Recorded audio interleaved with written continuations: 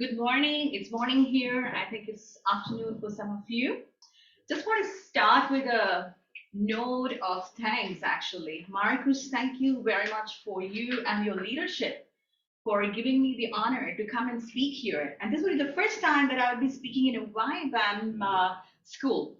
So I feel very much honored. And I also want to say thank you to you, Joel, for all those email correspondence that you did with me. And to all of you for making our stay very comfortable since I landed here yesterday. Thank you.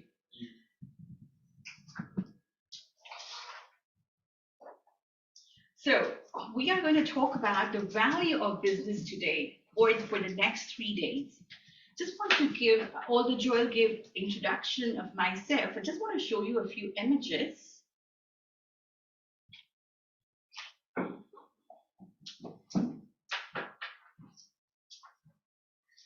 Okay, setting the techniques ready. I suppose you're able to see my screen. So yes, greetings from Switzerland. We live in Lausanne, Geneva, which is alongside the Lake Geneva or Lake Léman. That's the picture that you see here. Some of you probably you have visited. Some of you may have plans to come here. We are most welcome to host you. And yeah. I'm coming. Okay. It will come. All right. So we're just trying to set up a few technical things. I have to start with those pictures.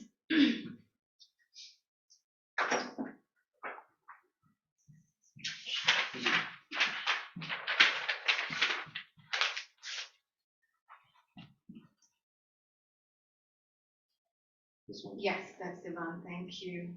Good. Yes. So that's Lake Léman and that's the Alps. You can see. Okay, my cursor doesn't.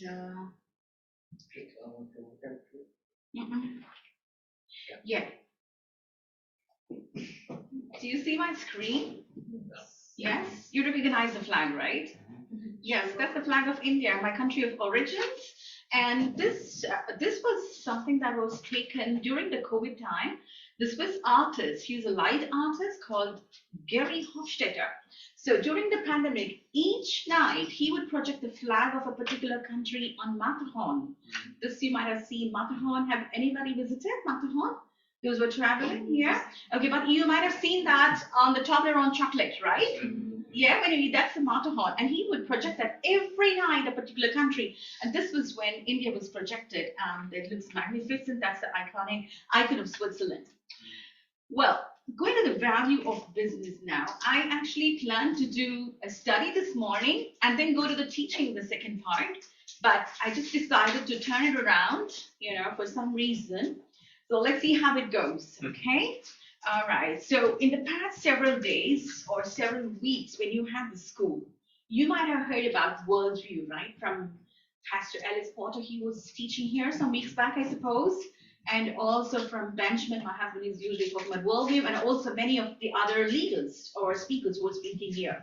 Now, worldview, how does that impact us? Or how does it impact us in making business decisions? Worldview actually impacts the way we think. That's our mindset. And our mindset impacts our character. And a character, it impacts the values that we hold to. And the values that we hold to leads to our actions. And the actions, it produces a result, a certain result. And if all these are in line, the result actually leads to a successful outcome. And business is all about bringing successful outcome. What is business according to you? What is a business? Any thoughts? You can say anything, okay? A business that buys and sells with the goal of making profit. That's and right. hopefully bringing good for people. That's right. That's right. Yeah.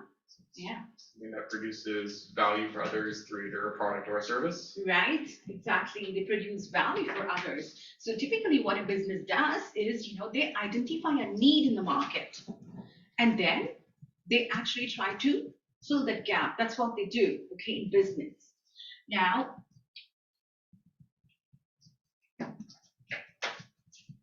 how are we made? You have the answer up there. Can you see you can see my screen, right? Yeah. So the first day is a learning for me as well, okay? And you're okay with my speed because sometimes I'm speaking fast. Also, those who are online, you good? Friends from Kochi and other places? Great. Okay, so how are we made? As you see, we are made in the imago Dei, the image of God. The Bible says in Genesis 1:27. Can someone read? So God created mankind in his own image. In the image of God, he created them. Male and female, he created them. Yes. So God created us with a purpose. He created us intentionally. He created us fearfully and wonderfully. He created us with a purpose, like I said before, and he created us intelligent. He created us with the ability to think, the ability to reason. We are the only creation who could do that, reason, think, ask, question. Why do we do what we do? Why are we made this way? Where do we come from? Where do we go? Because we are made in the image of God. Anyone else? Could you read the next verse? God blessed them and said to them, "Be fruitful and increase in number. Fill the earth and subdue it. Rule over the fish in the sea and the birds in the sky, and over every living creature that moves on the ground." So when God made us, he made us to imitate him, and he made us as rulers to take dominion, to take charge over. We've been given an assignment. If you would look at another two verses, which are actually summarized as the two greatest commandments by Jesus, which are those? Love your God with all your heart. Yes, that's right. Would anyone read? Love the Lord with your heart, with all your heart, and with all your soul, and with all your mind. That's right. So we are given the command to love God with all our heart, soul, and mind. Heart, the center of emotions. Mind, the center of intellectual. And soul is our whole being. And what does it say further? Love your neighbor. Love your neighbor as yourself. Thank you very much. So you see there's a continuum.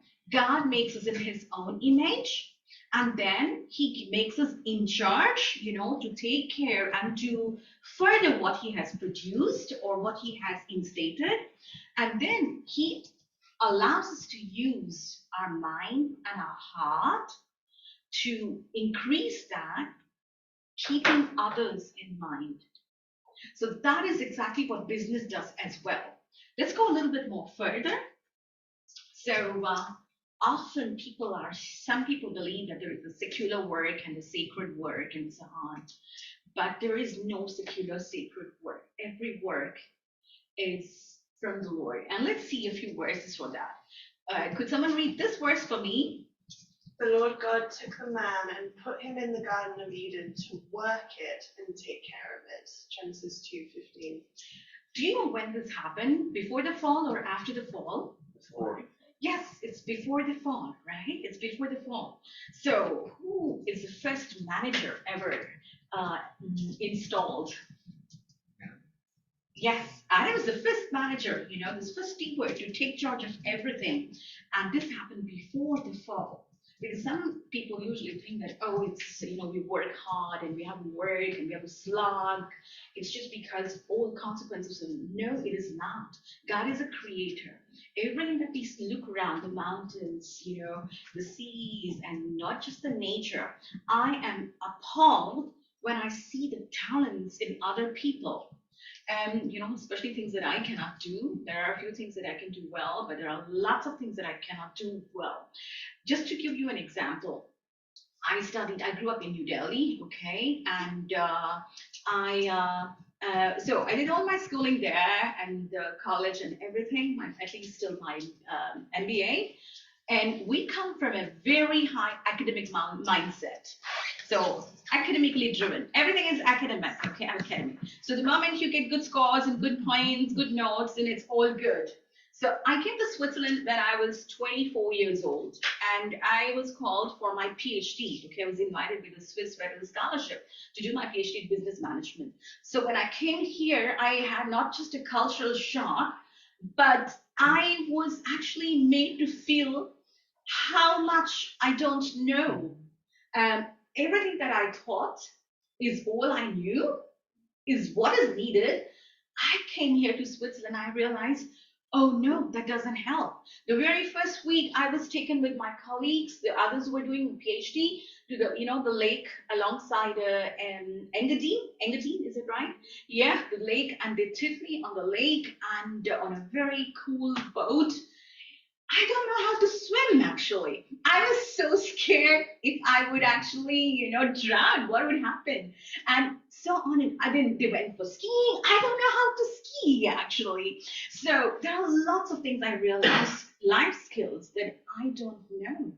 Then when I see the pilots flying, when I see those techies working on, the coding, and the painters painting amazing things, the musicians producing, wonderful sound with the strings. It's all awesome. Those are all display of God's magnificence.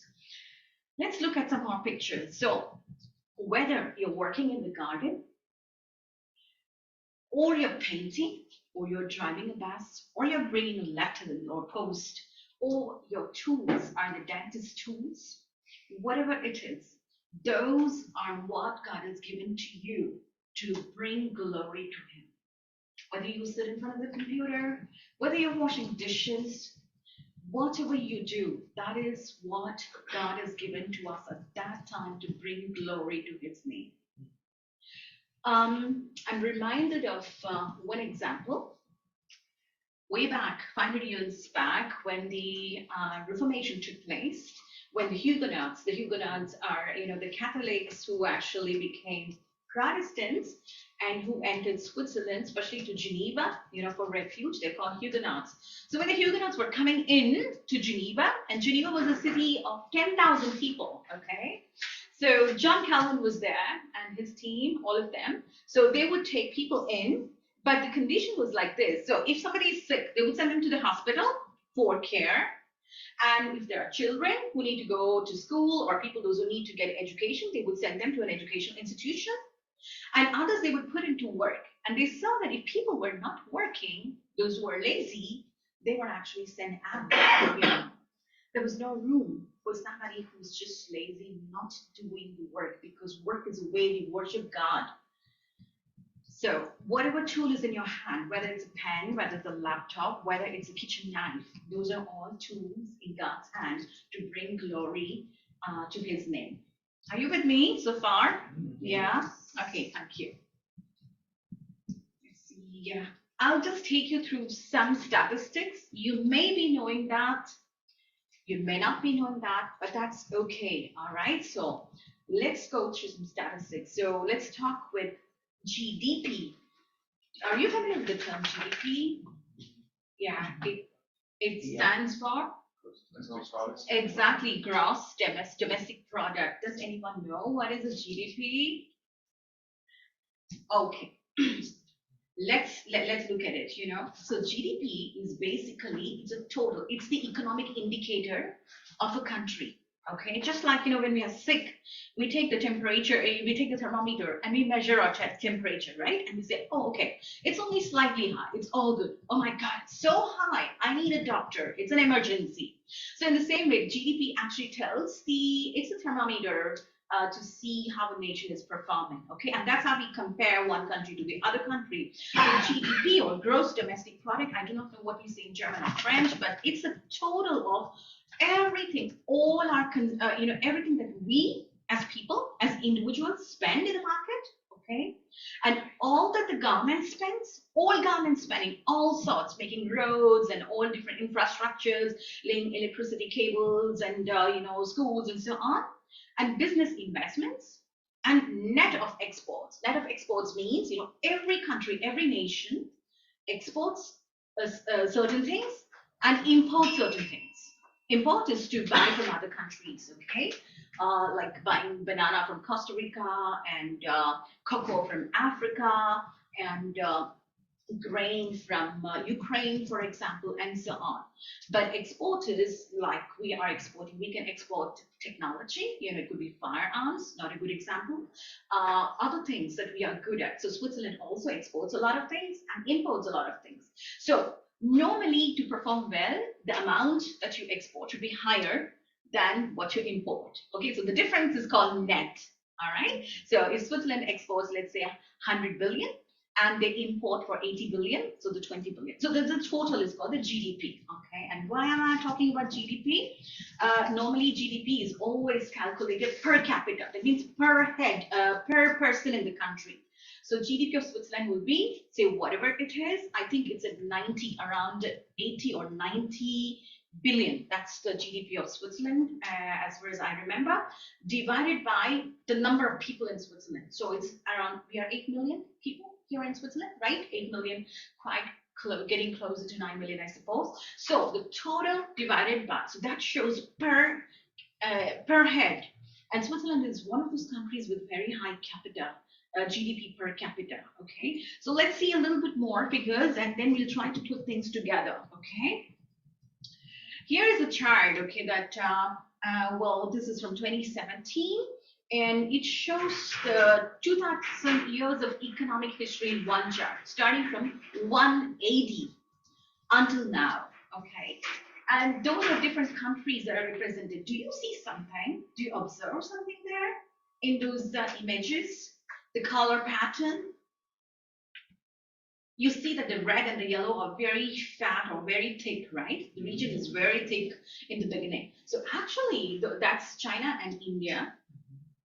And so those countries, they had very high economic activities in the earlier time, the millennia, the early millennia. And we see that towards the 20th, 21st century, things are changing, right? So they have quite leaned out, and then the Western world has much stronger economic activities. Okay, so this is a whole. This is just to show you how things have changed. So it's not constant all the time, but this is the time that we live in. This is how it looks like. And here is another chart. Again, it's from 2017, but just to give you an idea. So imagining, or not imagining, at 2017, the whole of the world economy was slated at $80 trillion, and you see the country share. How you see the United States is very big, and then you see China and Germany, Switzerland is in there. You see, so all the economic activity, if it is plotted together, so this is how the shares look now. And for an economist or a person from business, this is extremely important to see, because if you are doing something significant, you just not only transform your family business, but you impact your commune, you impact your nation. One small example would be, I will show you a picture later another time. Say, for instance, the Swiss companies are companies that look, they have a long-term perspective. Okay, so if you look at some Swiss companies, they're 150 years old, 125 years old, 100 plus years old. But at the same time, if you look at American companies, it's mostly 25 years old or 30 years old, and so on and on. And one example would be, for example, Bob's. It's a machines company from our region. We're really very close to our home, and it was 125 years back. The person started a small printing shop downtown Lausanne, and then eventually it led to a bigger manufacturing unit for printing machines and so on. And now they produce machineries to make cartons that you package, and it's one of those biggest companies in many different parts of the world. And the founder is a Christian believer, and they practice values, Christian values that can be translated across all domains, all sectors, and all faith. So I actually wanted to start this morning with the value studies. That's why I scheduled that each day we will do a value study, but now we change. We will do that afterwards, okay? And how it's very important in business, especially as people like us who come with a Christian worldview. So let's look at some more. Yeah, I actually can, okay, I can use that screen. So you see that we are currently in the fourth industrial revolution. So there are four industrial revolutions that has taken place, and we're quite at the cusp of the fifth. That's what we are looking at. What are those industrial revolutions? If you don't know, I'll just show you in the next chart. And we also know that the turnovers of multinational corporations and individuals' net worth today are much larger than GDP of countries. That also we will see, so it will be much more clearer to you. So we know that. I'm just trying to give you a little bit of bigger picture and to go down to see we as individuals, how do we start from where we are and how do we contribute to the bigger picture? Because God is not just God of my, sometimes I tend to think, oh, it's my God. How can I do that to him or her and so on? No, God is not just my God. God is the God of everyone. Everybody is made in the image of God, and he's God of the nations as well. You know, he's interested in every sphere that impacts his creation. You fine with me so far? Yeah. Good, okay. All right, so this is the image that shows the four industrial revolution. So the first one is when the steam engine, you know, when the steam engine was invented. So when the steam engine was invented, you know, and the industry started to come. Okay, these are just some details to give you some idea. Okay, so it's not important to keep everything in mind, just that you know. And then the second revolution took place when electricity was invented. Because when electricity was invented, then those industries, they could start to put assembly lines. Assembly lines are how we produce things, you know, those bottles that you see, the drink bottles and those pens that you see, everything is produced on assembly lines, okay? That's the second industrial revolution. And then the third industrial revolution was when there was the invention of electronics, actually. So things started to get automated. We have those chips and computers and so on. So every time there is a revolution, the way the market works changes. Okay, that's why it's called a revolution. The way things in the society, how we buy, how we sell, how we document, how we manage, those things change. That's why it's called an industrial revolution. The fourth one is currently that we live in. That is due to the internet and the cyberspace and the cyber technology and so on. You know that we are moving into the blockchain technology, which is really, it has its pros and cons and so on. And most importantly, the AI technology. You know, I don't know how many of you are using the ChatGPT and all the rest of the things, okay? So we are in the fourth industrial revolution, okay? So this probably makes it clear. Let's look at what I meant by MNCs versus GDP. So again, a little bit old data, but it's just to prove the point that today, for example, if you look at Apple in 2017, the data is from that.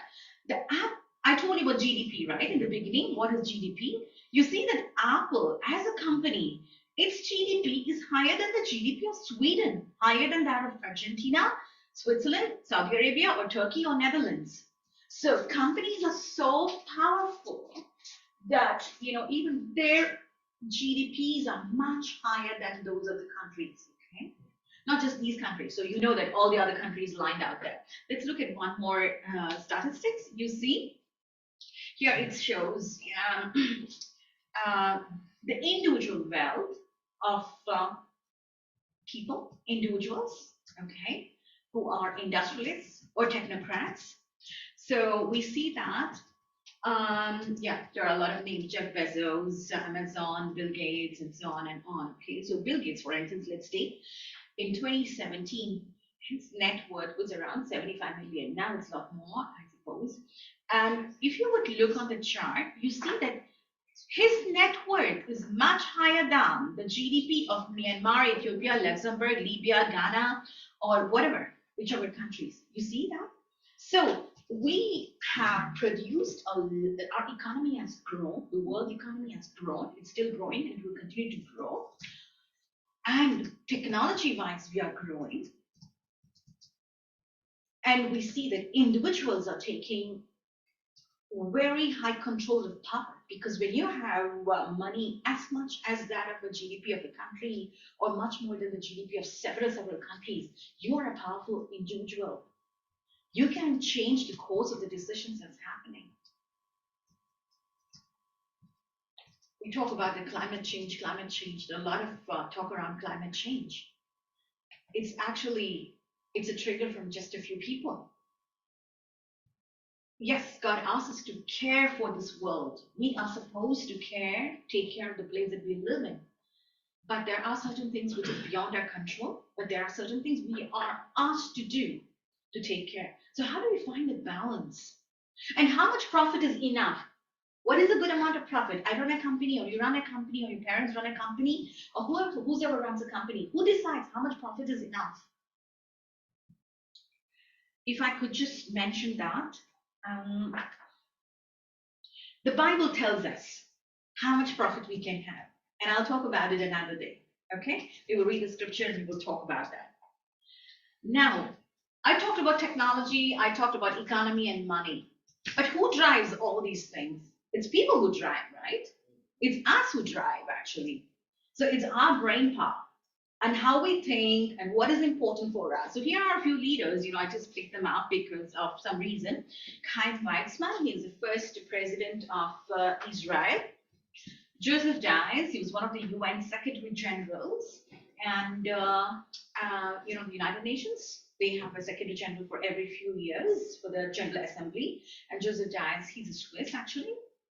And he was also a Federal Council of Switzerland. And Klaus Schwab, he's the CEO and the founder of the World Economic Forum, which is a hub here in in Davos, Switzerland. Every year, all the top world leaders come and discuss about their economy and how to invest, where to invest, what to do in the world, and so on. Okay, and then Simonetta Sommaruga, she was, she's one of the federal councils of Switzerland. No, she's not this year, not this year, but she was one of the federal councils of Switzerland, and also the former president.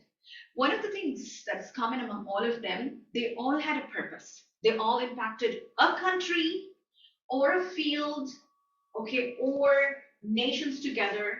Yeah, and all of them are from the University of Fribourg, where I happen to be the alumni also, So God gives us opportunity, God puts us in place so that we will do something about it. And we are not offered things in a golden platter saying that, okay, this is what you will do 30 years from now, you will do such and such thing. You know the story of Joseph in the Bible, right? Joseph was not told when he was thrown away into the dark pit by his brothers, that don't worry, 17 years you will stay here. 13 years, not 17 years. He was 17 years old when he went into the pit, and he was not told, 13 years on, you will be the prime minister of Egypt. Was he told that? No, we are never told that. We don't know.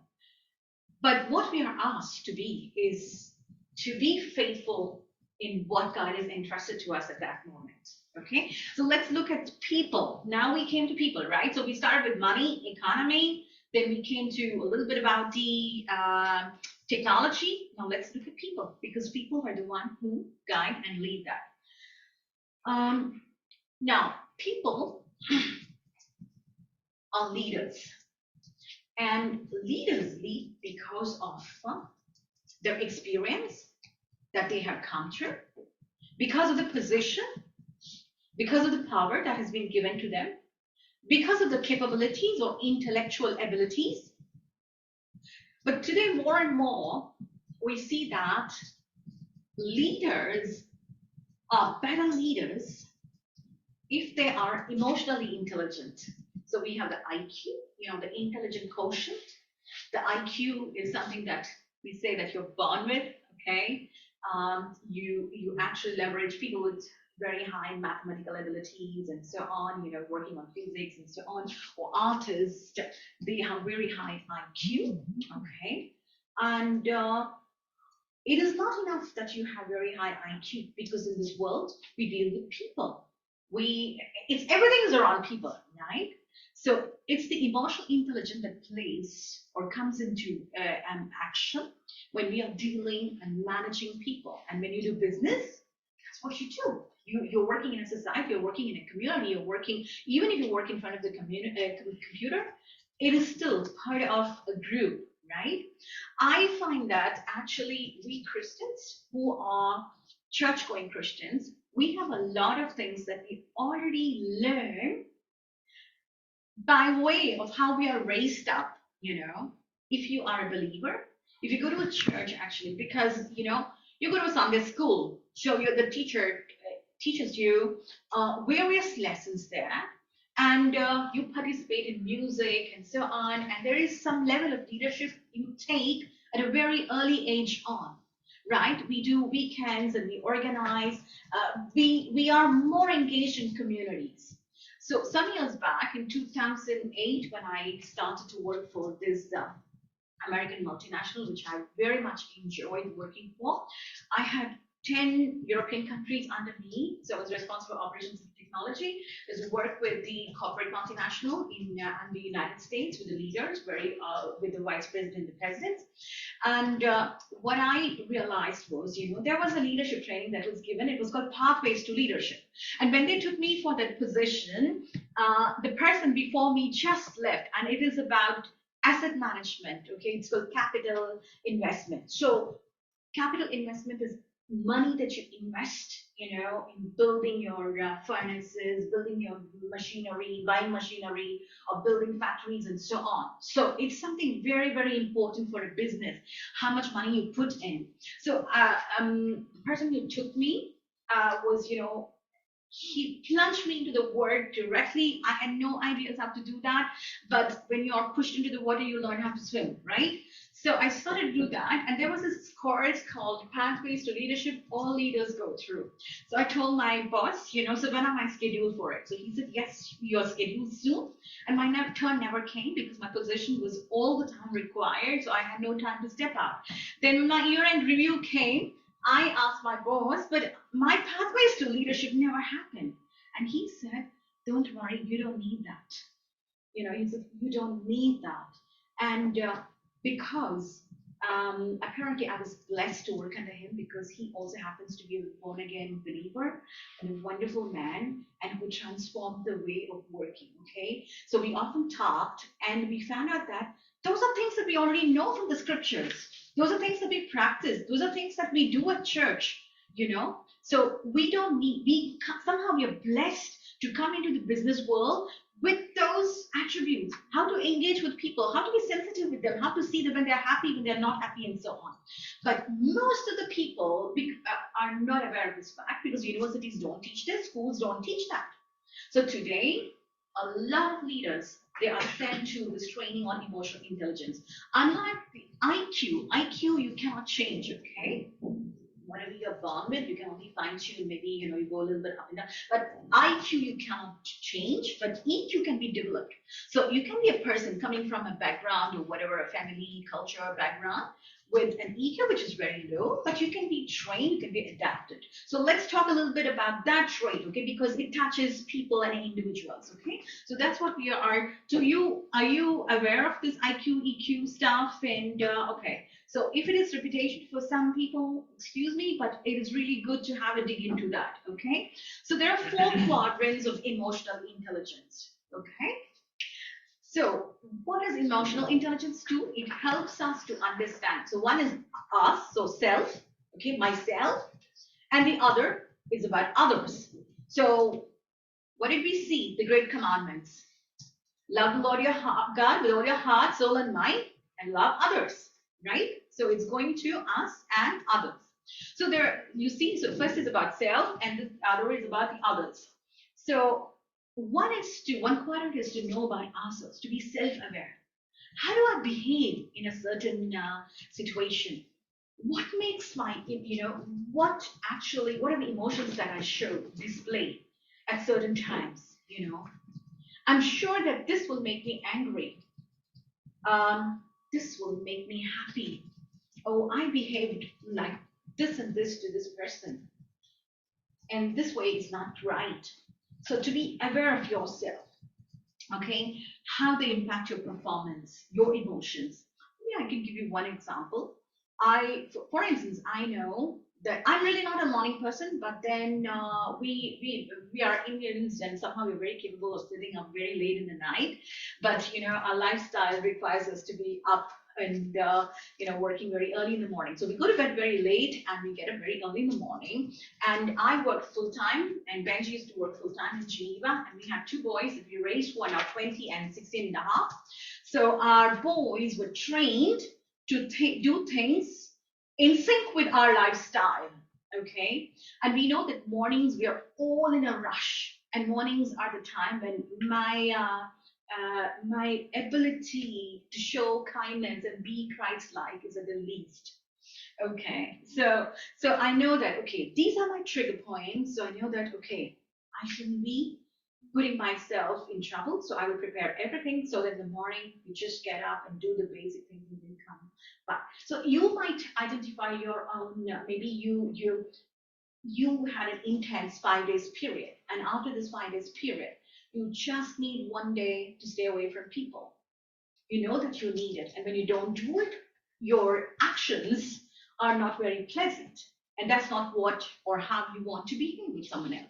So you need to know yourself so that you can fine tune your actions, and you can bring about change in the performance.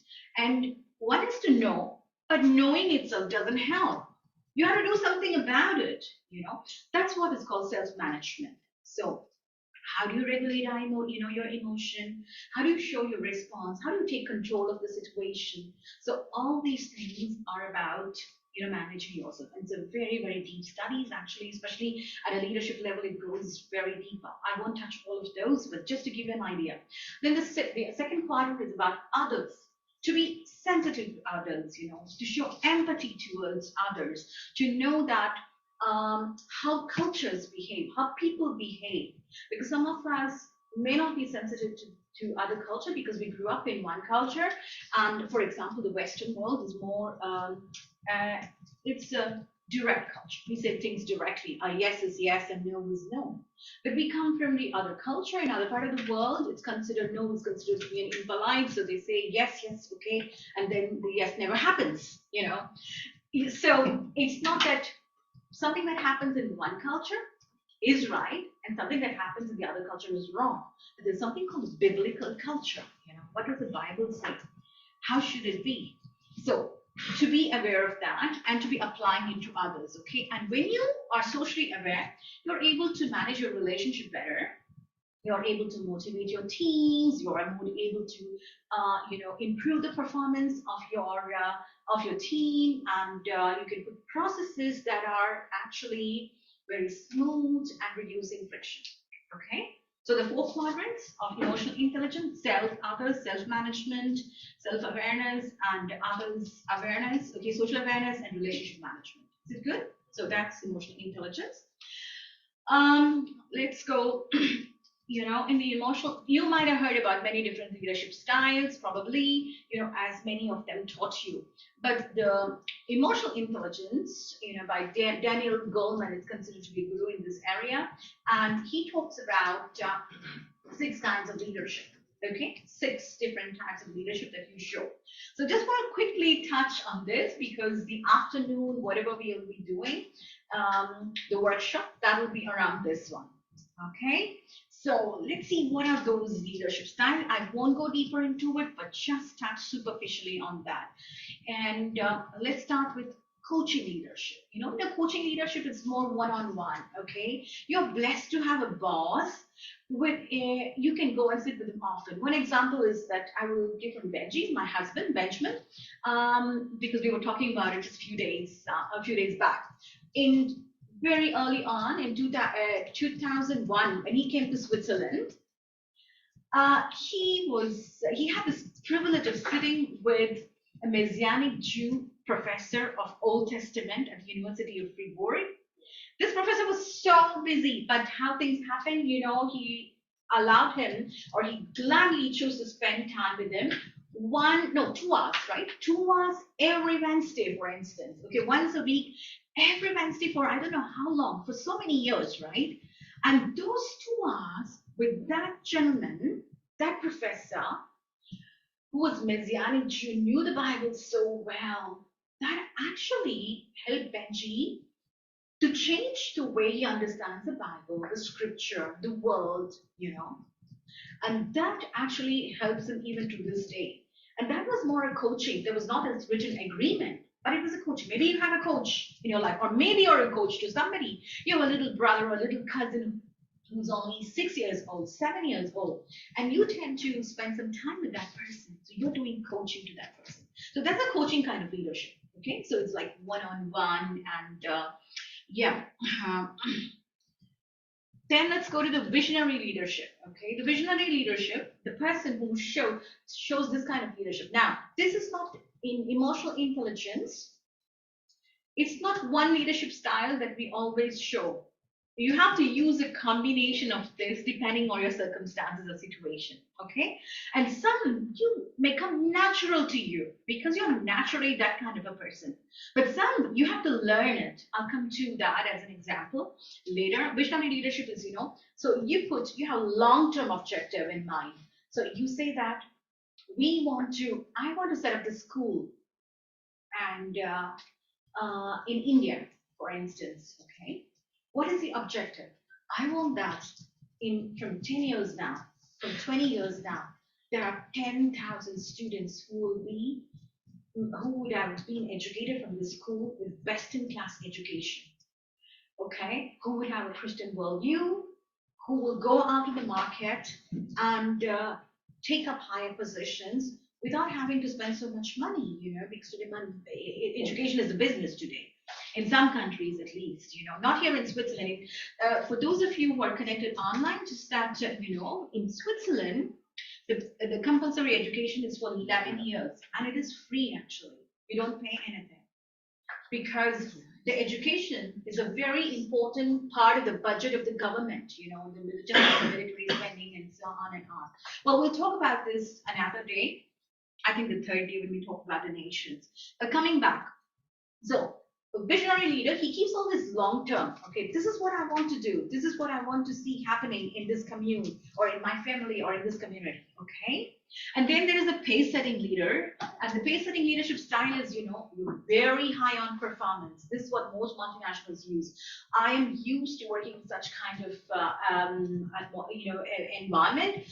The results happen just like that. You are talking about 15 million investment in 2 days. You are ready, and things are, happening there. And we're talking about huge finances and huge things, which takes enormous lot of time. So I was amazed when I used to work for these multinationals at how fast the decisions happen. But there's a downside to this. You know what happens? We do so much in a day that we actually fail to live in the time or enjoy what is coming. We forget to enjoy the presence of people around us, because people are what? They're tasks, actually. We want performance, right? We want these many things to be happening. We want to, if you're producing, let's say 50 tons, we want it to go to 70 tons. So more work, more time, put more assembly lines, and so on and on. So here, pace setting leadership, it's about excellent output. Okay, then we go to the democratic leadership. In democratic leadership, you actually take the opinion of everybody. So your 7 people in the team, everybody's opinion counts, and you check with what do you think, what do you think, what do you think. For example, Switzerland is known for its democratic leadership style, right? We'll talk about it a little later. I have a picture on that. So taking everybody's opinion together, it's called democratic leadership. Then the 5th one is affiliative leadership. Just in this, you're sensitive to the feelings, the needs of everybody. Okay, so the weakest member, the strongest member, you just want harmony in the team or in your workplace. For example, let's take an old age home, for instance. It's not pace setting. It's not as a democratic, but affiliation. We want that, the nurses who work, who are taking care, the caretakers who are taking care of the old people, all of them, that they all feel well. There is a harmony. Even at home, actually, some homes we want to have, some homes are pace-setting, some homes are affiliative, some homes are democratic. Well, the last one is commanding leadership. It's kind of it's a dictatorship. I mean, you're told. I mean, sometimes you need to do that, especially when you're raising kids and so on. You need to, at times, but it's suggested that to use this leadership style as less as possible. The commanding one. Do this, do that. You don't tell why and what for. Yes, there are times, especially when you raise kids or when you deal with people or when you deal with a very high-ended project, which has a lot of what is it called? Mm, It has to be kept secret. You can't share the information with everybody, so you just have to do this. Don't ask questions, or you're telling your child something and they are not old enough to take that information and to process. And even though your child asks, but why, you're not able to give the exact answer, but you give the right answer. There, again, it's democratic, but you are putting it together with the coaching leadership. So are you good? So there are the 6 kinds. Okay, so let's figure out this afternoon, where do we fit more or less? Okay, we can exhibit more than 2 or 3. Okay, and how much time do we have? 15 minutes. Okay, all right. Okay, good. So everything has its upsides and downsides. Okay, maybe it's here. You see, for example, here it shows that when you are doing commanding, it's very dictatorial, and it instills fear. And pace setting, like I said, pace setting, what happens is there is no room for failure. And everything, you're working all the time. The project managers, like I was the only female together with another colleague who was the head of the molds, actually. We used to make bottles, so everything that you buy in a glass jar, whether it's beverages, alcoholic beverages, non-alcoholic, or baby food, that was produced in our plants. It's one of the largest glass packaging company in the world. So it was all men, all of them who were, the project managers, myself, and there was another lady who was head of molds. And we realized that those engineers who were working on it, they never had rest. Okay, so there was no moment to celebrate your accomplishment. There was no moment to really go and spend time with your family, because your family is somewhere else, and you go and you work somewhere else in some other country to do that project. You work day in and out. So that is the downside. Democratic, the downside is that sometimes you can't arrive at consensus, right? Because you ask for the opinion of everyone, and everybody has a different opinion. The downside of affiliative, what happens is, everybody has to be kept happy, right? And it's not possible all the time to keep everyone happy. And some stakeholders, they may not be content with the decision, but it's still one of the good forms, depending on where you are. Visionary, it's so long term that not everybody can think long term. Okay. So when you're a visionary leader, you may not take into account people from the grassroots, those who are at the bottom. And what could be the downside of coaching leadership? A coaching leadership, perhaps, may not be able to tell you that, okay, because you are left. The coach coaches you, right? The coach tells you, this is the best situation, and you are led to make the decision on your own. So perhaps you do not come to that point to clearly understand that, okay, in such situations I have to act like this, and in such situations I have to act like that. So everything has its ups and downs, but a mix of these leadership styles help you to be a better leader in business and managing what you are doing. Last night, I was reading that book, the Abide in Me, the manual that you put together. So what the leaders wrote, I really liked it. That's what they said, that they just don't want to train you to be leaders here in the Violent base, but they wanted to go to the world and impact every sphere of influence. That's what we are called to. We are called to impact every sphere of influence. And there we go and sit. We manage people. We manage processes and policies. For instance, Benji, he gives a course, Connecting God at Work, in few of the UN agencies. Okay, the United Nations has many UN agencies, and he gives Connecting God at Work. So he sits with some diplomats. They are making policies that impact the world. Actually, they sign on documents that changes the way people function in their respective countries and so on. So when they go and study together, they understand as a Christian. I mean, Benji doesn't tell you that, okay, this is the policy that you're looking at. This is how you have to sign. You must say, he doesn't give his opinion about it because that's not his expertise. But he can tell as a man of God, as reading the Bible and present it to them and to tell them, this is what the word says. And the Holy Spirit speaks to them so that they can make the right decision. In my job, previous one, I had to sign, I had around 500 million euros with me and spread across 1,000 projects. Some projects are just 5,000 euros, some are 50 million euros, okay?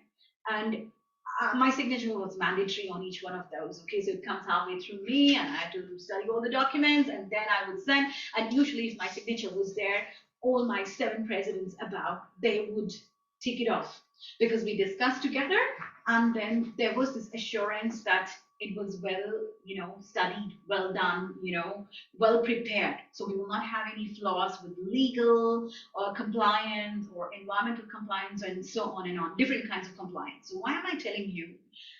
I didn't have the same, it's a huge responsibility. And there were times when I would go to the toilet, before I sign. Oh, it's wonderful that here in Switzerland we have very nice toilets, actually. So I would go to the toilet, close the door behind, and I would pray there. Of course, I didn't kneel down there, but I would pray. I said, Lord, I'm not sure if this is the right thing to go, because sometimes it is about closing a plant. It means 500 people losing a job there, and then opening another one. But we have had lots of discussions, around that. So because I was easily accessible than my president and vice president, so the plant managers and those concerned, they will call and say that, please, it's not right, don't do this, but it's not my decision, right? So as a Christian, I would feel the pressure from both the sides, because I was the person who would bring the good news as well as the bad news, to tell them that this plant would be closed, 1,000 of you will be without any job, and so on. So I would go to the toilet and I would pray, Lord, please help me that I'm not doing the wrong, from my part, I'm not doing the wrong thing. And sometimes it stops with me, because then the final situation. So what I'm trying to say is, yes, the Holy Spirit helps you. And to add to this, I think it was in 2012, we went to Estonia, and for a very big conference organized by Campus for Christ and Agape Europe. And we were around 10,000 of us there. We prayed for this country of Estonia, especially Tallinn, the city, and so on. And I had a plant, so we put it just together. So I thought that I'll take some of them, my family and some of them, to this plant in Järvakangi, Estonia. And at that time, the plant was supposed to be closed down. It's in a very remote place. It gives job to all the people around that area, okay? And we were planning to close that one down, actually. And when we visited, it was very sad for me. They took care of us so well and so on. And then I told him, he was not a believer, of course, So he asked me, because I'm normally traveling for business, and this time it was not business. So he asked, why did you come? So I said that we all came here with 10,000 of us. We prayed for your country, and we prayed for your city's well-being. And we said a few things, okay? And I prayed that, Lord, you are the Lord of the situation. And what happened? Actually, things turned around in 2 years. And instead of closing that one, they decided to build it bigger and better and more people engaged. So It was not my decision, But what happens is somewhere we are involved, right? So for me, it was a sign because I said to this man, we came to the city, your country, and we prayed for your country. You see? So for me, that was God actually showing his grace. He actually also telling me that, look, I care for people. I care for the decisions and the concern. Are you with me? Yeah? Okay, so let's go to a few more slides and then we will. Yeah. Okay, so let me put this one. You see this picture? That is Mr. Alain Berset. He's actually the president. Switzerland has 7 federal councils. Those who are connecting from Cochin and other places online. So these 7 federal council, they don't come from one particular party, okay? So it's a combination of 3 parties or 4 parties actually. And the presidency rotates every year. So that is why sometimes it's very difficult when you ask people, who's the president of the United States of America? You know it, right? Or India, you know it because they stay for a longer term. And here in Switzerland, it keeps rotating every year. Even we in Switzerland, we need to really upgrade ourselves to know who is the president, okay? So this was way back in 2017. You see Mr. Berset sitting down. This is no ordinary road, actually. This is just outside the United Nations headquarters in New York. The first and the biggest one is in New York. The second one is in Geneva. Okay, so all the world leaders are there for the Security Council. No, it's for the General Assembly. So he had a few minutes and he had to fine tune his notes and he just sat down with his chic suit there. And this picture became a sensational picture, especially in Africa and in many other newspapers. This was put to show that a president of a country sitting on the roadside fine tuning his notes. Because in many countries, what happens is any leader, even if it is an MP, member of parliament, and or MLA, member of legislative assembly, who is way down, if they are coming, if they're so important that they will close down the roads, actually, they will close the roads. You will not have access to that path, actually. And here, it's very easy here in Switzerland to see, if you're walking down Bern or other places, you will see some of them walking their dogs or they're just taking the train, to commute instead of having a barricade of vehicles going in front and behind them.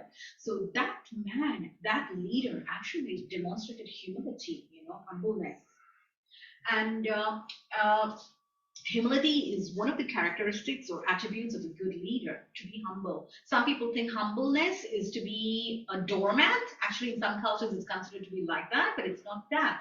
Humbleness is to, to say what you know as you know and what you don't know as you don't know. That is also humility. In some cultures, we don't accept that fact. Oh, it's not right to say no. I don't know. But yes, we can't know everything, right? We are not encyclopedia. So it's just a small example. I'm sure you're able to put in more and we will discuss these. Well, I took a value for each day that we in business we study, okay? So the second half when we come back, we will actually do that exercise together. So humility, attitude, okay? Attitude is more about taking everybody into stride. All your stakeholders. What's the difference between a shareholder and a stakeholder? Shareholder is anybody who invests money in a company. Okay, so in the past, some years back or several decades back, it was always said that what is business? Business is to make profit for the shareholders. But that is not what Christ teaches us. Okay, I'll talk about it a little bit more on the third day. But stakeholder is everybody. For example, this is the first time for me here. Benji has been here several times, and our oldest son Steve, he was here. He had a very good report about this place when he came back home 2 years back. He was here for a week or so, right? Yeah, with his friends. So I was looking at the staff. There's so many staff. It's amazing. And of course, I see that it's such a big place, and you need so stakeholders here would be you students who are studying here. The people those who are helping with all those various functions, to make things move smoothly. Those are taking care of the finance, those are taking care of the marketing, all those brochures and everything that you produce. Those who work in the kitchen, those who keep the garden, trimmed and perfect, and those who, are taking care of the rooms and putting that in order, and also the leaders who go and talk about the institution. So everybody is a stakeholder. You see? So do you, in your decision, do you take everybody into account? That's what Christ actually wants us to, So we'll look at it another time. Motives. Why do we do what we do? Why do we do that? Oh, because I want to make a lot of money? Because I like it? Because I want to be an agent of change? Because I want to leave a footprint? Because I want to impact the younger generation? So your motives. Why do you do what you do? Integrity is no discussion thing. If you are a Christian, actually. And integrity is quite contestable because sometimes it's a culture that defines the integrity. Because in some cultures, certain things are okay. And in some cultures, that is wrong. While in some other cultures, that's wrong. What is being done in that culture is integrity. I have to look for a good example, but coming back to integrity, if you're when you're talking about emotional intelligence in a leader, integrity is something that you cannot debate at all. So if you're a good leader, you have to demonstrate integrity. It's consistent. It's a have or have not. You're integral or you're not integral. So as Christians, this is a very important point. We'll talk about it also another time. Yeah, I'm conscious of the time. 3 more minutes to go, right? Very quickly. This picture that you see is a very old picture. Each year, the Swiss Federal Council, they make a very good picture. I actually didn't have time to update this year's picture. And shall I leave it to you to look for this year's picture? And we'll talk about it this afternoon. Okay? And I want to close with this slide. Okay, for those who are online. So Albert Einstein, he says that try not to become a person of success, but a person of value. And the picture there, it shows the room that he used to live in, the apartment that he used to live in Bern. I don't know if you have visited it or not, that's from where he used to look at the clock when he came out with the theory of relativity, So the clock was an instigating factor for him to think about how it ticked and, the theory of relativity was an outcome of that. And then, this is a statement from the Swiss preamble that Benji and I, we love it and we use it everywhere. It says the strength of a people is measured by the well-being of its weakest members. Sometimes in some places, some companies, some cultures, the weakest member is actually a pain in the neck, But here they say this is, and that is really the strength of Switzerland. We will talk more about it when we talk about the nations, okay? On the third day. So today we talked about a bit about technology and leadership. Tomorrow we will talk about some more tools, and the third day we'll talk about nations. I'm done. Thank you very much for your attention. Thank you. Did I keep the time? We will take it 30. Welcome back. So the team, those who are joining online, are you with us? Was it too much? Okay. Great. If I may just start by asking you, probably I bombarded you with too much information. Is there one thing that each one of you who wants to share? Can you tell me that stood out for you, or something that was new for you? Or I think for me, just the different leadership styles, seeing them set out like that and the different characteristics of each was really helpful. I was able to recognize myself in a couple of them and then just see others where maybe I would like to learn that more. And yeah, just how they apply to different situations is very informative, and yeah, I've never seen it like that before, so thank you. Thank you. Anyone else would like? Similarly, found that very interesting. excited to dive more into it. Yeah, just having a kind of a refresher on some of the lingo, like what a GDP is and kind of the basics of it.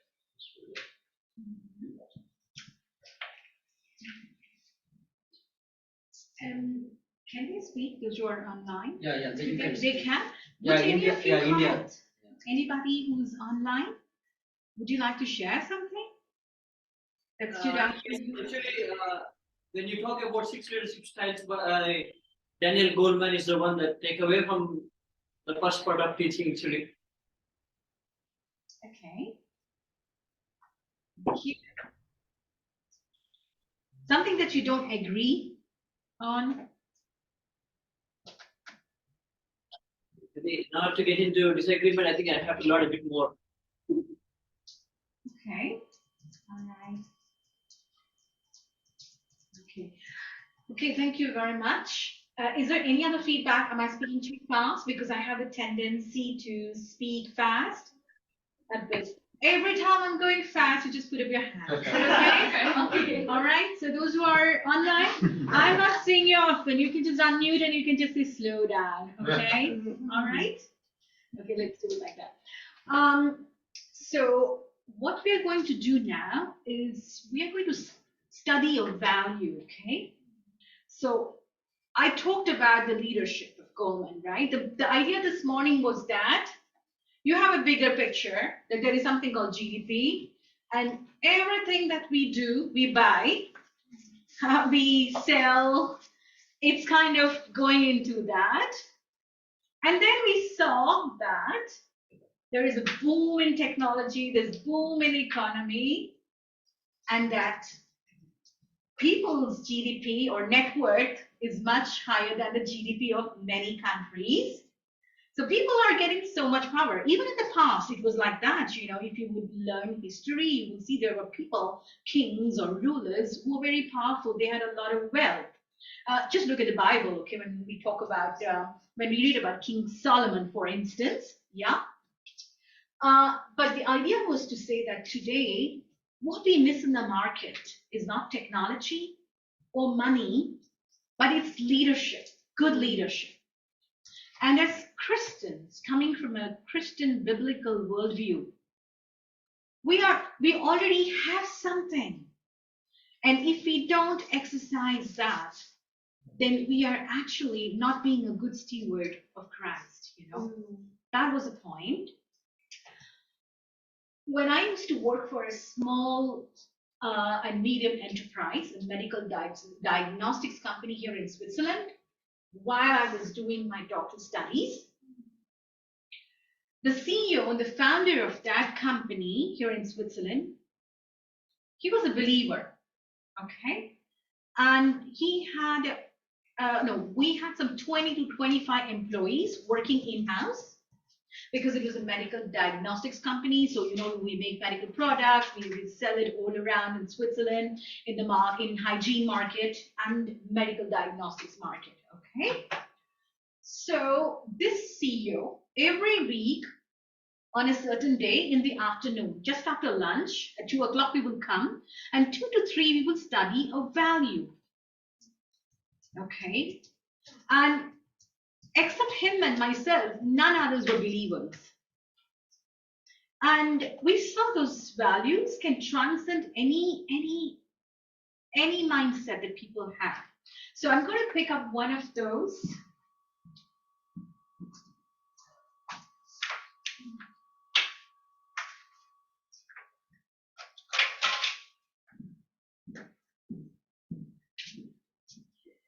The idea was to start with this every morning. So each day there is a principle that we will study, and today it will be hard work. And for those of you who are online, would you make a picture?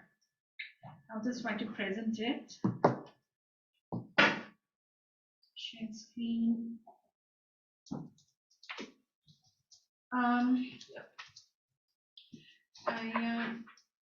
There are 2 pages. 1 second, let me make it a little. Can you make a picture of page 1? And listen, we will get old fashioned, okay? Paper and pen. Is it good? Yes. So would you just pass it around? Everybody has a pen? If not, you have. So you can. Okay. Those are online. Did you make the picture of page 1? You did? Because there are 2 pages, okay?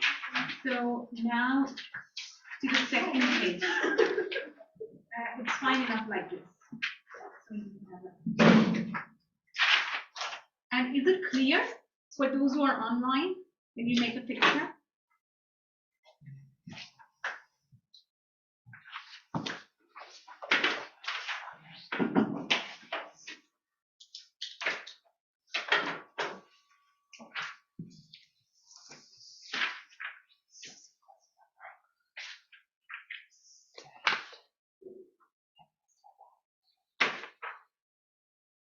Is everybody with me? Everybody has a printed or electronic version? Yeah, online, it's all good. Okay, so this is how it's going to go. We will take some 10 minutes to read. Is that okay? And I would like that we read it. Do we need more copies? Because I have. No, it's just the online version. Can you send the I PDF have it file? on. To whom should I send it? Can I? Is somebody on WhatsApp so I can send it to you on You WhatsApp? send it to me. Would you send? Okay, yeah, I'm sending it to you. Just a moment. You can send to India or. Absolutely fine.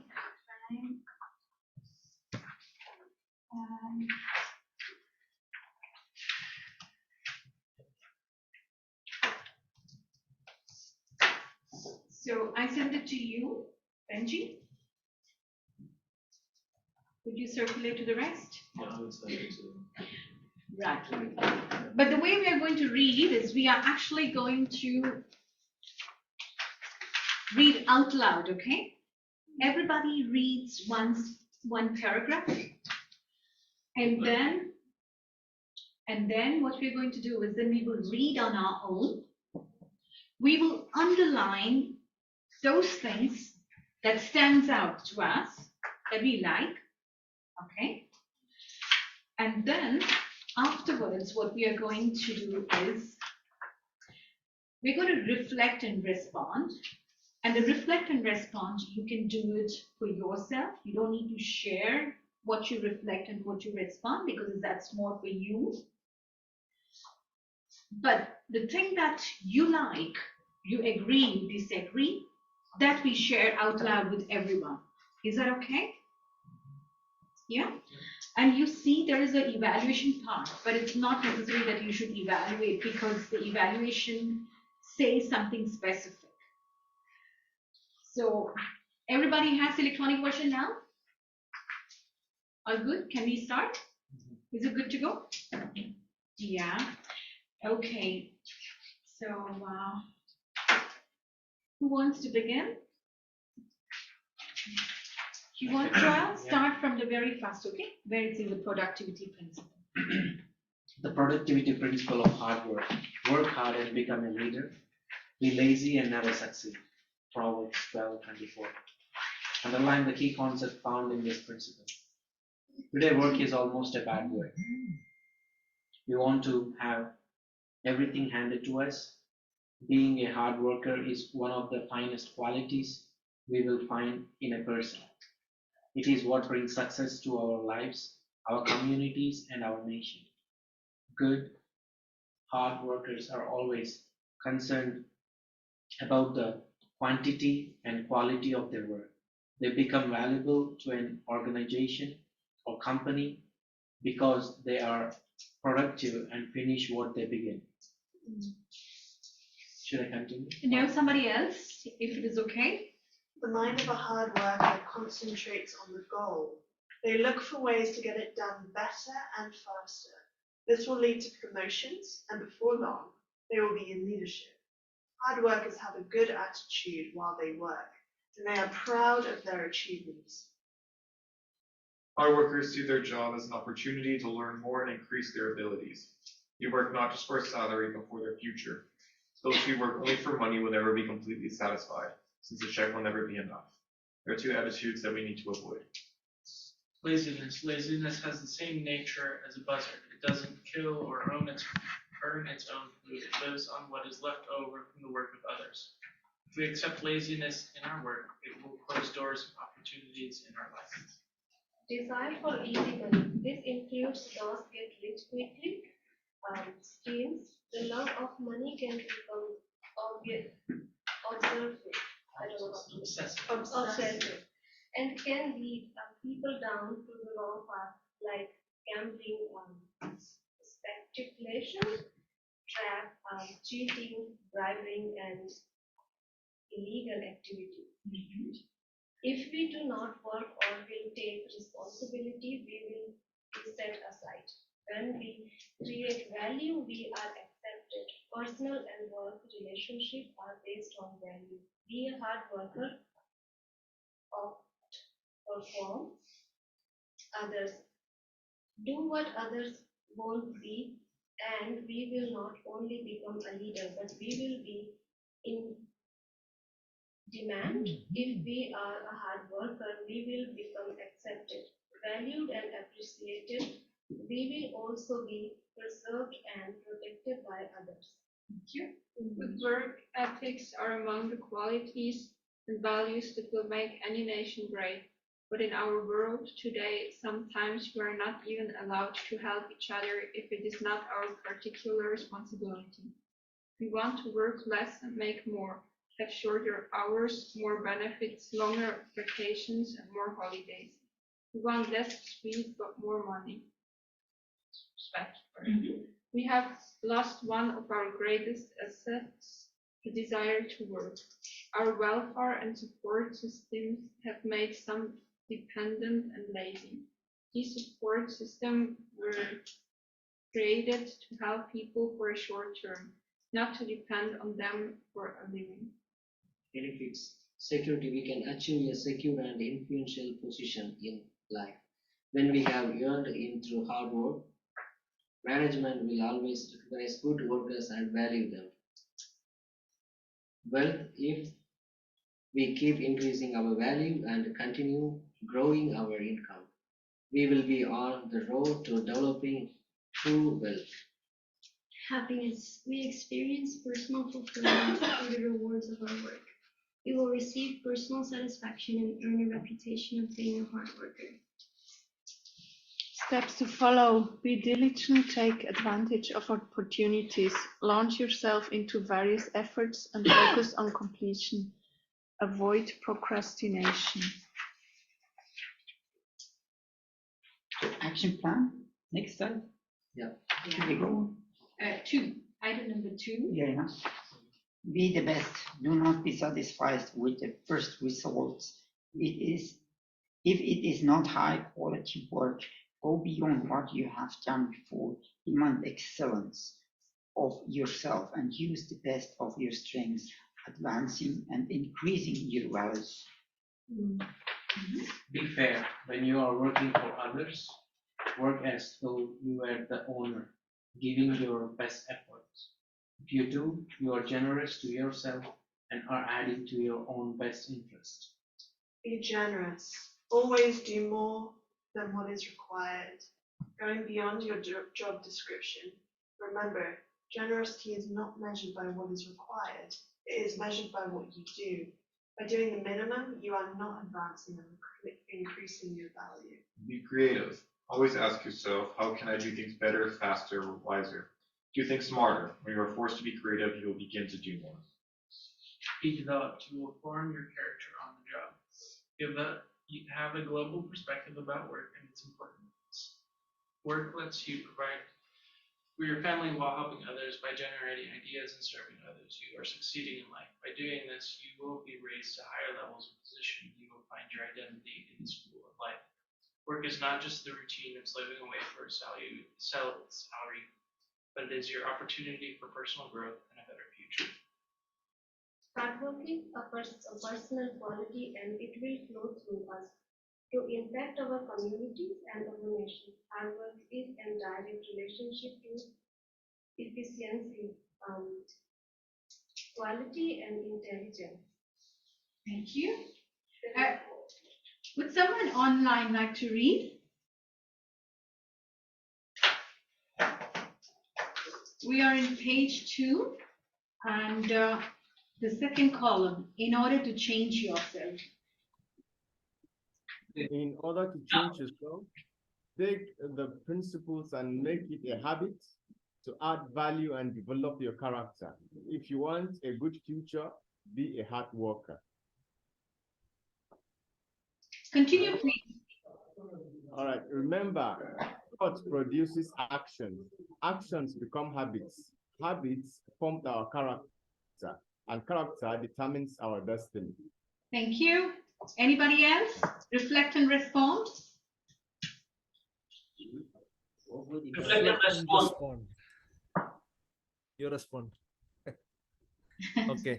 Do you do only what you're asked to do, or do you do more than expected? Number 2, are you more concerned about what you get paid rather than what you are learning? Number 3, do you like to work and assume responsibilities? Number 4, do you trust only in your salary, or do you trust in something more? What is it? Number 5, what do you think hard work really means? Thank you very much for your engagement and participation in reading this portion. Let's take 10 minutes, okay? So it's 11:03 here. So 10 minutes, read and reflect. Is 10 minutes good, or you would like to have more time? It's good? 10 minutes, okay? And then everybody shares what stands out to them, what you like, even what you don't agree with, okay? So write down your points and we all talk and share.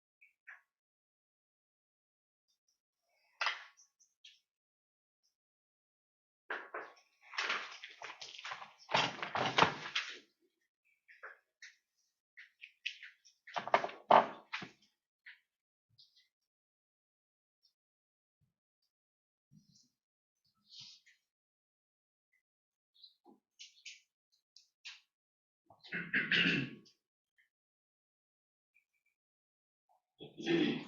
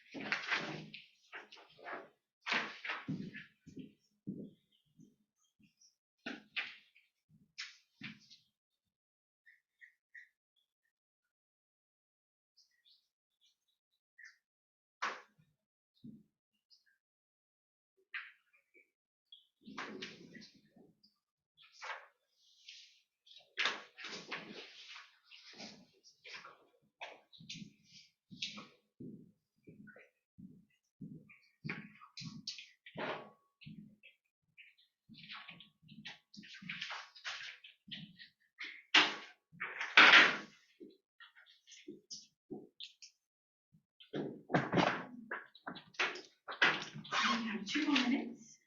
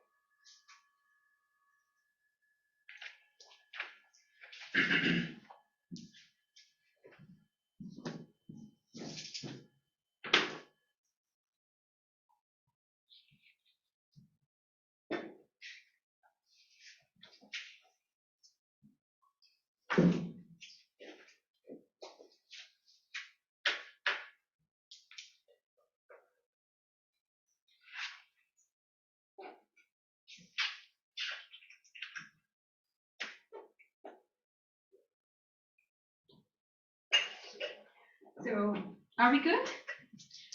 Those online, do you still see the screen? No? Oh, you have to share.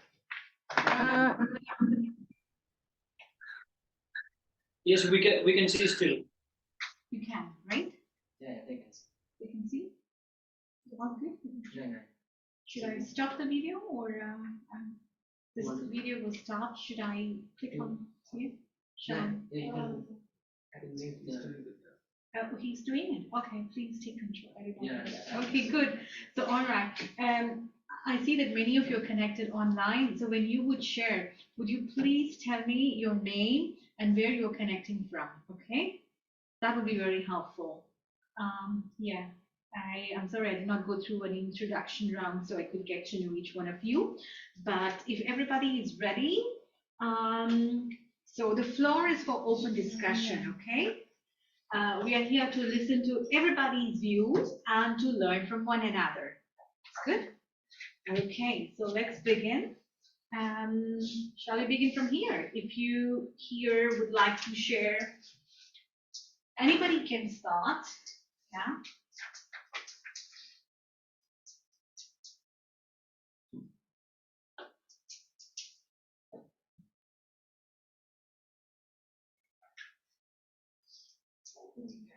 I'm not quite sure what we're specifically sharing.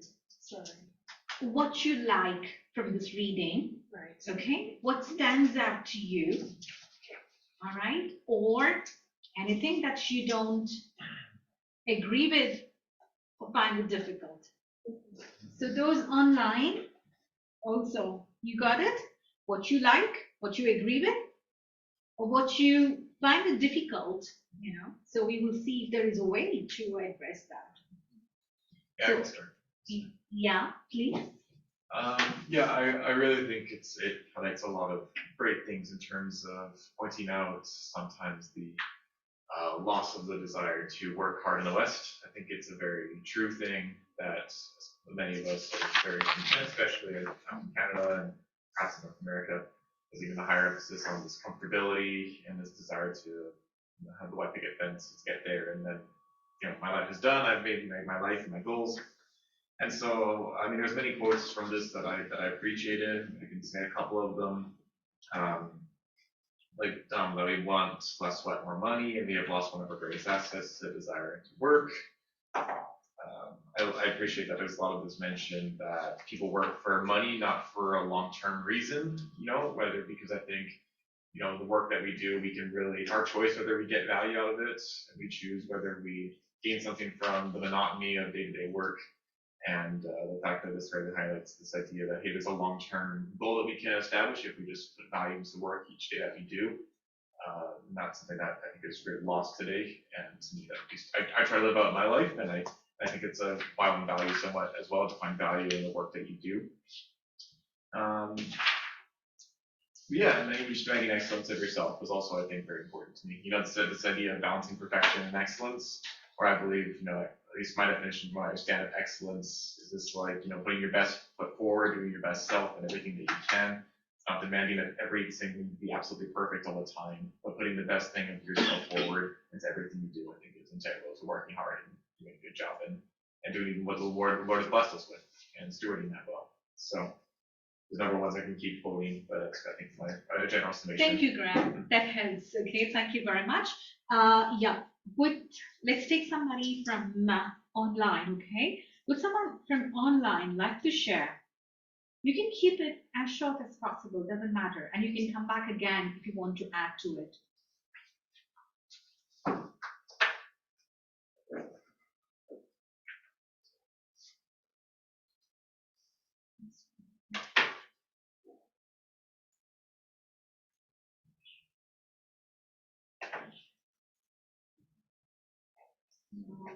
Yeah.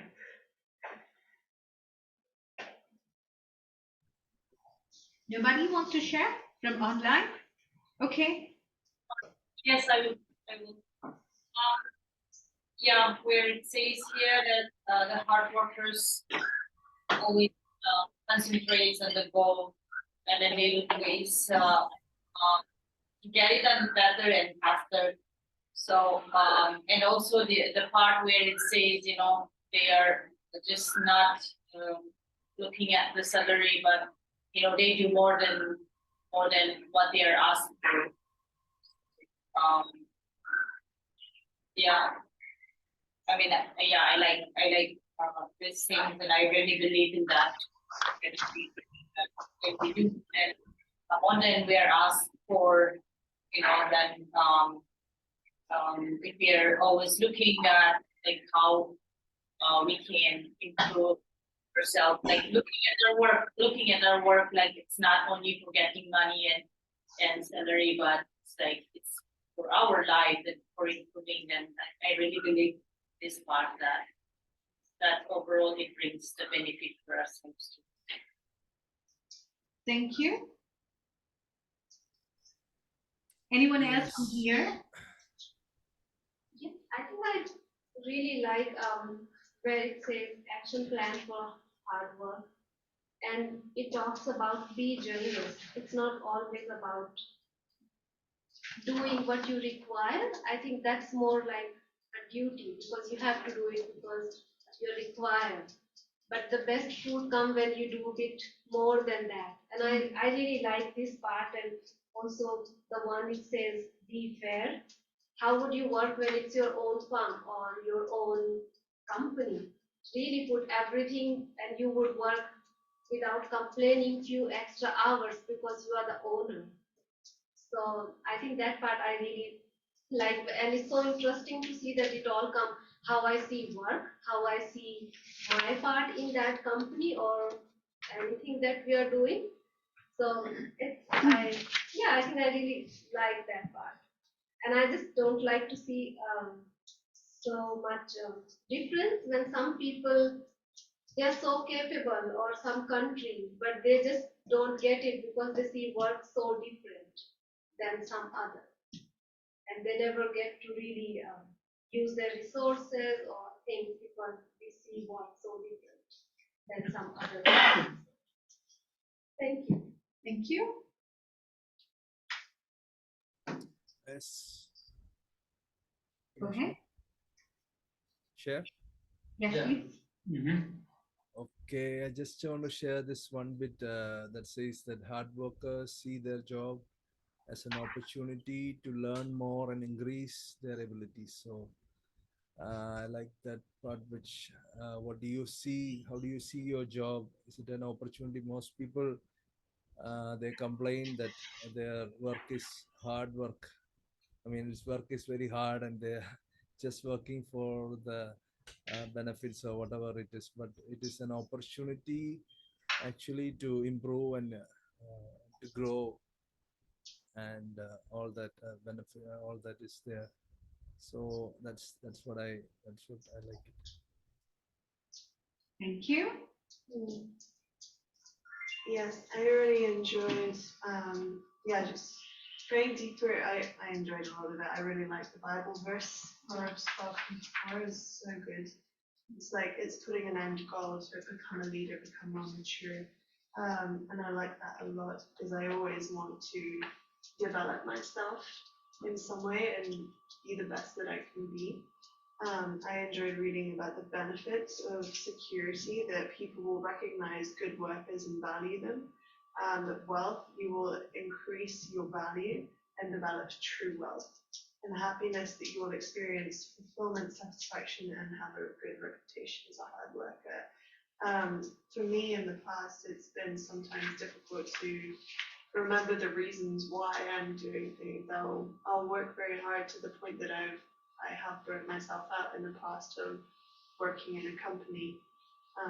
And sometimes I think it's learning how to not push yourself so hard, but also set yourself achievable goals that you're then a benefit to everyone in the company and you don't just disappear.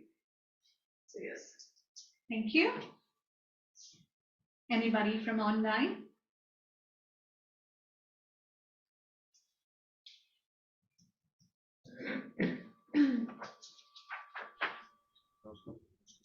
Hello. Yes. Steps to follow the second one. Be the best do not be satisfied with the first result. I found it is like too perfection, so I found it very hard.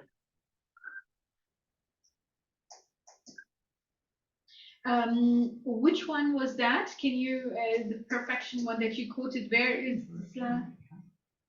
Number two of steps to follow. Be the best. steps to follow number 2? Okay.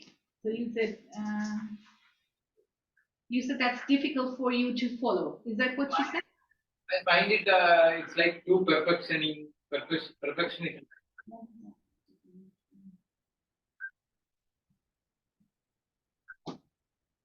Okay, good. We will talk about that.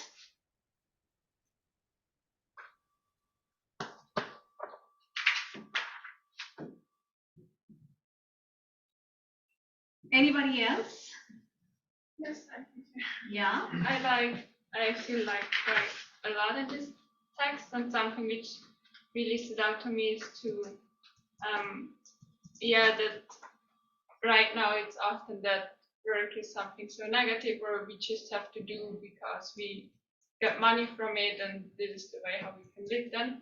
And it's something I also observed, like before when I was working in the dental clinic, and for me it became really important to see why I'm working or for why I'm doing what I'm doing, not seeing just my job and the money I get, but seeing the person for whom I'm doing it actually, and that's also the reason or help me to do it, or to do it in a good way, because the person is precious and it's worth it that I do my job well because it's for that person in a way.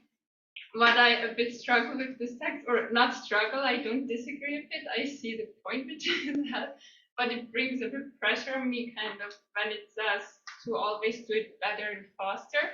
Then it just brings so much pressure where I feel, oh, it's not fast enough, it's not good enough, I need to do kind of more. And sometimes I realize that the way I do things sometimes are slower, but it's the way it brings joy to me. Like I do things sometimes the way I do, even though I know it's, I could do it in a faster way, but then kind of I don't enjoy it so much more. So that's where I struggle a bit, but I see the point which it brings, so it's more effective. Thank you for sharing that. And thank you also for the one who shared earlier about this comment on excellence. If I may come in here, it might read strange, some of the things we don't agree actually, like you said, working faster and is it always possible just not to work for money, but for the purpose, and all of those things. Let me give you the background of the whole study. So, this is a module divided into 4 categories. One is about self-management, okay? About ourselves, okay, us, how, as a person, what kind of values we need to show. So there are 10 values in that. And then the second module is on productivity. Productivity is how you can have a change of mind in order to increase the productivity at work by being more efficient and effective. Okay, so there are 10 modules under that, and this one is from productivity principle, and hard work is one of them. And then there is another module on leadership. As a leader, what are the values you need to show? And then there is another module on management. Okay, how you can actually impact the lives of people. So there are 40 values in those. And here they are particularly talking about hard work because vis-a-vis this verse, it's talking about people who are very laid back, who don't take their work so serious, It's like Kesara said, okay, I just do because I need the paycheck coming in. There are times in life we have to do that because we do not have that much energy. There's so much happening on in our personal life, our family front, and so on. So we can be very dynamic and very forward focused. but we are just doing the work that we need to do in order to get the money that we need to get. Let me give you an example. I'm again not taking for my life, but my husband's life, Excuse me for that. So it was again in the beginning when we were doctoral research students in Fribourg. We both were doing our PhDs, okay? And I had a scholarship which finished, and then we had a part-time job. We had a baby who was born preterm. He was in the hospital for a long time. So, it was too much pressure on us. And we had already our second child, actually. The second one had more medical attentions needed, and he had to go through a surgery as well. So 2 little babies. I was finishing our PhD, and my work actually finished. No, I finished my PhD then. My work finished. I couldn't go for work again. And Benji had a major surgery on his knee, okay? An ACL reconstruction. And we needed money to pay our bills, actually. So he was engaged by our friend in a huge garden center, very, very big garden center in Fribourg to help. And it was what? Was it a job in front of the computer? No, it was not. It was a very hard work it was a big garden center, okay? So take care of the plants, not only that, lift heavy loads and bring them to, trash and all of those. And he likes gardening. He likes to work with the plants and so on. And it was very difficult for him, but he said that during the lunch breaks, he would be in the old car that we had because he had a lot of pain in the knee and so on. And he said that those were one of those very strong moments when God spoke to him very deeply, using the examples of the plants and what he was doing. There were times when he was told when a huge crate had fallen off and collapsed, and they were told that to put that one aside. He decided to put them back in the right way, and the owner of the company, he was very surprised at how he could put that thing back in order. So why I'm telling you this is, well, he was not trained for this job, and the reason that he took this job was, of course, to meet the needs of the family, but he found great joy in taking care of these plants and adding value to a friend who runs this, to his business, there. So this is just one example. You asked about working fast. So yes, in the world that I actually come from, it's all about fast. You do things faster and faster and faster, and actually they suck everything out of you. And that was one of the reasons I left my company a few years back. The reason they were moving to Poland, and I didn't have plans to go with them. And also it was a clear indication from the Lord that I should step out. Yes, it's a world where you work too fast and too much. You do so much, actually. And I was thinking yesterday when I was reading the Bible and meditating, I was reading from the book of Leviticus. I'll talk about it tomorrow. And it was about Sabbath rest and so on. God said we need Sabbath rest at least for one day. But I think with the speed that multinationals and corporations work today, we don't just need one day Sabbath. We need 2 or 3 days of Sabbath rest. Because, the amount of work you do, it's so fast, actually. It's really so fast. Once you work there and you come and work in different places, you really feel that, And so also we work with the ambassadors, the diplomats who sit in Geneva. They have a multilateral mandate. There are also ambassadors who sit here in Bern. They have a bilateral mandate. Bilateral means country to country. So if it is the ambassador of Malawi to Bern, so he takes care of everything that Malawi has to do with Switzerland, but Switzerland has to do with Malawi. Okay? But the one who sits in Geneva, that ambassador, he has to take care of his country's responsibility towards the United Nations, the Human Rights Council, the ILO, that means the Labor Organization, the World Trade Organization, the meteorological organization, and so on. There are 16 organizations. So everywhere he has to defend his country, represent his country, give the reports. It's overwhelming. And Betty and I actually, we are very tuned to their needs because, like I said, I come from a multinational background. In our home, things were done very fast, and all not because of that, because we lived here alone in Switzerland. We don't have family here. We come from India originally, so it's our friends who are our family here. Okay, and and we raised our kids. So we were studying, we were working, we were raising kids, and so on. So and we know the pressure that you go through. So when God called us to this work, it was easy for us to understand, to say that, oh, this is what we live in, and you magnify it several times more because they are accountable to their country's leadership. They represent the nation. So it's really very fast, and many ambassadors who work in Geneva, they work during weekends, they work very late night. And that's one of the reasons why they like to sit and talk to us and open and their hearts with us.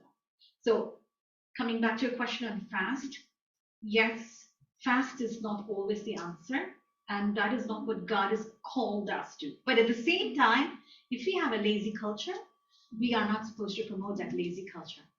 The Bible is not for the lazy culture.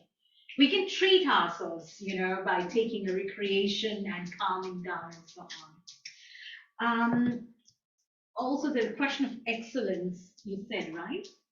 I think as Christians, it's very important to give importance to excellence because when God created, or what we see around God's creation, there is excellence in it. God did not make us human beings, when he made Adam and Eve, he made in his image. He made everything around that has his image around, his creativity, his handwork.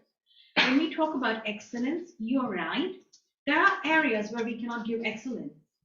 Even when we are studying various subjects in the school, maybe biology is one of our best subjects, okay, and physics perhaps the worst one because we just don't understand physics, or maybe chemistry we don't understand, or we don't like languages because we are not equally we're not gifted in every area. Our gifts are different.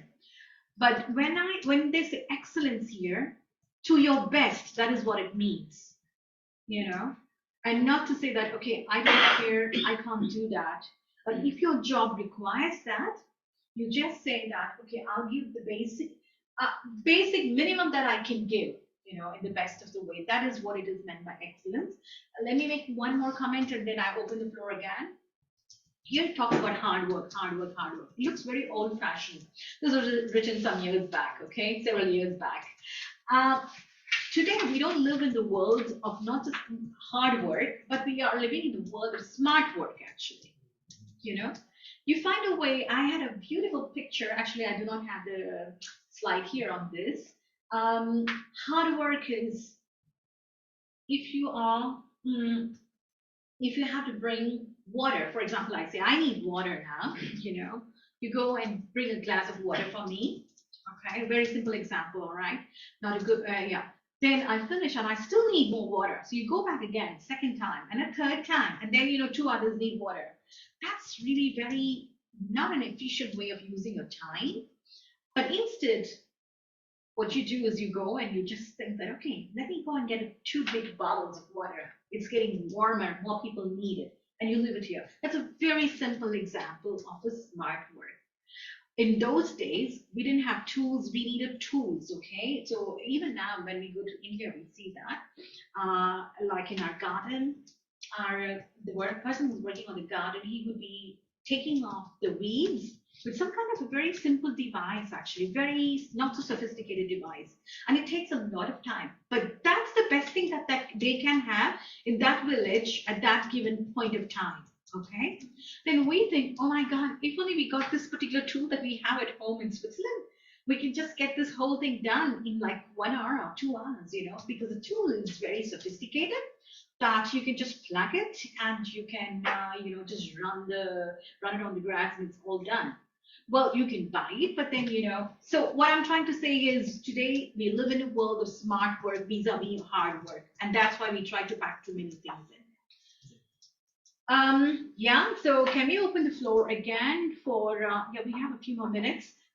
So more comments, your likes and your dislikes, your challenges. You can share anything, okay? Even it could be outside of this, yeah. Bouncing off what you were just talking about, the thing that kind of stuck out to me was point 5 in the steps to follow. Be creative. I think that kind of lines up with like working smarter than working harder. Yeah. And I think especially these days, just things are changing very fast as well. Yeah, I thought it was cool, and I think that it's something that's very important as well. I mean, obviously you have to be diligent and work hard. But there's no point in striving away at something that could be done, which would save you time and energy. Very true. Yeah. Bit of a, I don't know, one thing kind of half forming still, but with it be generous, I think it's an interesting thing to me in that, for a while, like, several years ago, for me to give anything or to tithe, to me felt like I was being generous, and now, this definition is great about always do more than what is required, or generosity is not measured by what is required, but by what you do. And so this idea that, like, no longer is it like difficult for me just to give a little bit, but to actually be generous now is like farther down, Whereas before to be generous was to give a little, now it's for me to be generous now is to give more than just a little bit, and to give a lot. And so I like that definition that it's to do not only do more than is required, but by the measure that you are almost now beyond what is just obligation. And, also, I mean, even it's interesting how that kind of shifts, how to be generous. You can kind of like you naturally become more generous, so now suddenly the bar to be generous is now farther down, It's good. It's interesting. Thank you. Do you want to share something, add something to it? It's very interesting, just at the end of point 6, points to follow, steps to follow, it says it's an opportunity for personal growth and for a better future. I think in today's society, we're so individual, like in the West, individual focused. And, everything that is considered to be success is very individual focused. Even in countries where that's not the natural culture, quite often. What do you think are some ways that we can focus more on the whole of society and the whole world and bettering the whole world in that way? Say if you're in a major big business operation, like you've been speaking about, it can be very easy to be very yourself with this. Yeah. I come back to you, okay? Anyone else remotely who would like to share something?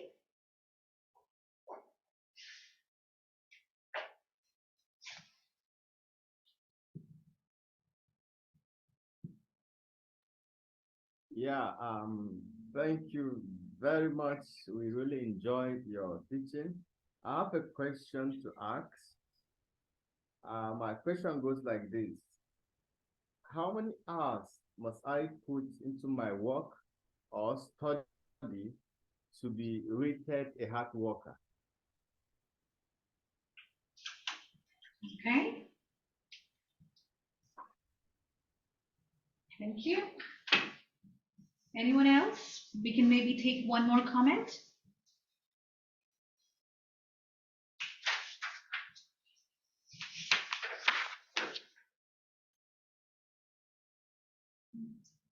Especially from friends who are connected online.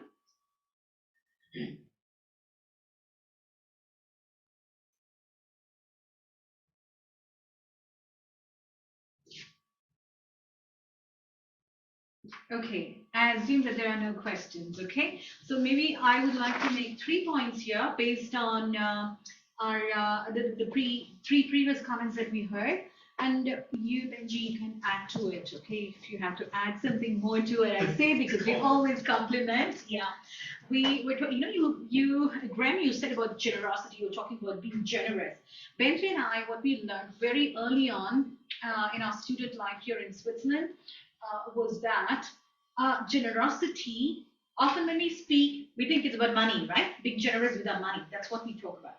But you can be generous with your money, of course, whatever you earn, whatever you can give, but also with your time, actually.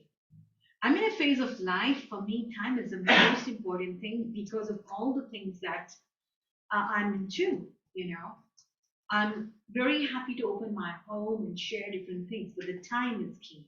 So you can share your time. Maybe you are a student, you have exams, but at that time, there is your mom, for example, she's in a need, you know, and if you step in, you are being generous with your time, the way you use it. So generosity in terms of your money or any other resources, actually, your time, of course, we say the 4 T's actually: time, talent. Talent is your gifts and abilities. Okay, so we see there Simon, right? Simon, you know, doing all this technology, technical skills, and so on. And if someone like me here is struggling out, and you just come in and help to fix that, yes, you're being generous by using your talents. You're very good probably in French or in German and also in English. So just stepping in to do a translation for somebody who's in need, you know. So you're using your gifts and talents, you see. So time, talent, treasure. Treasure is the money that we already talked about, okay? And then the fourth T is a touch. Well, touch actually means relationship. I think we have learned that relationship is one of the biggest gifts that you can give, you know. It's about people. It's about valuing others and the kind of relationship that you build with people when you connect with them. Why do you connect with them? Is it that you want to get something from them, or because you want to know that person, you want to engage with that person, you know? So these are the 4 T's, if you can remember. So generosity can be in terms of your time, in terms of the money that you have, whatever you earn. That's a very good way to do. I'll talk in the next days how we have, you know, how our theme project in India started, etc. So giving you an example. So your time, talent, touch, treasure, 4 T's. Okay, touch is relationship. That's more appropriate. But to remember the 4 T's. Then going back to yeah, you asked a question, Catherine, right?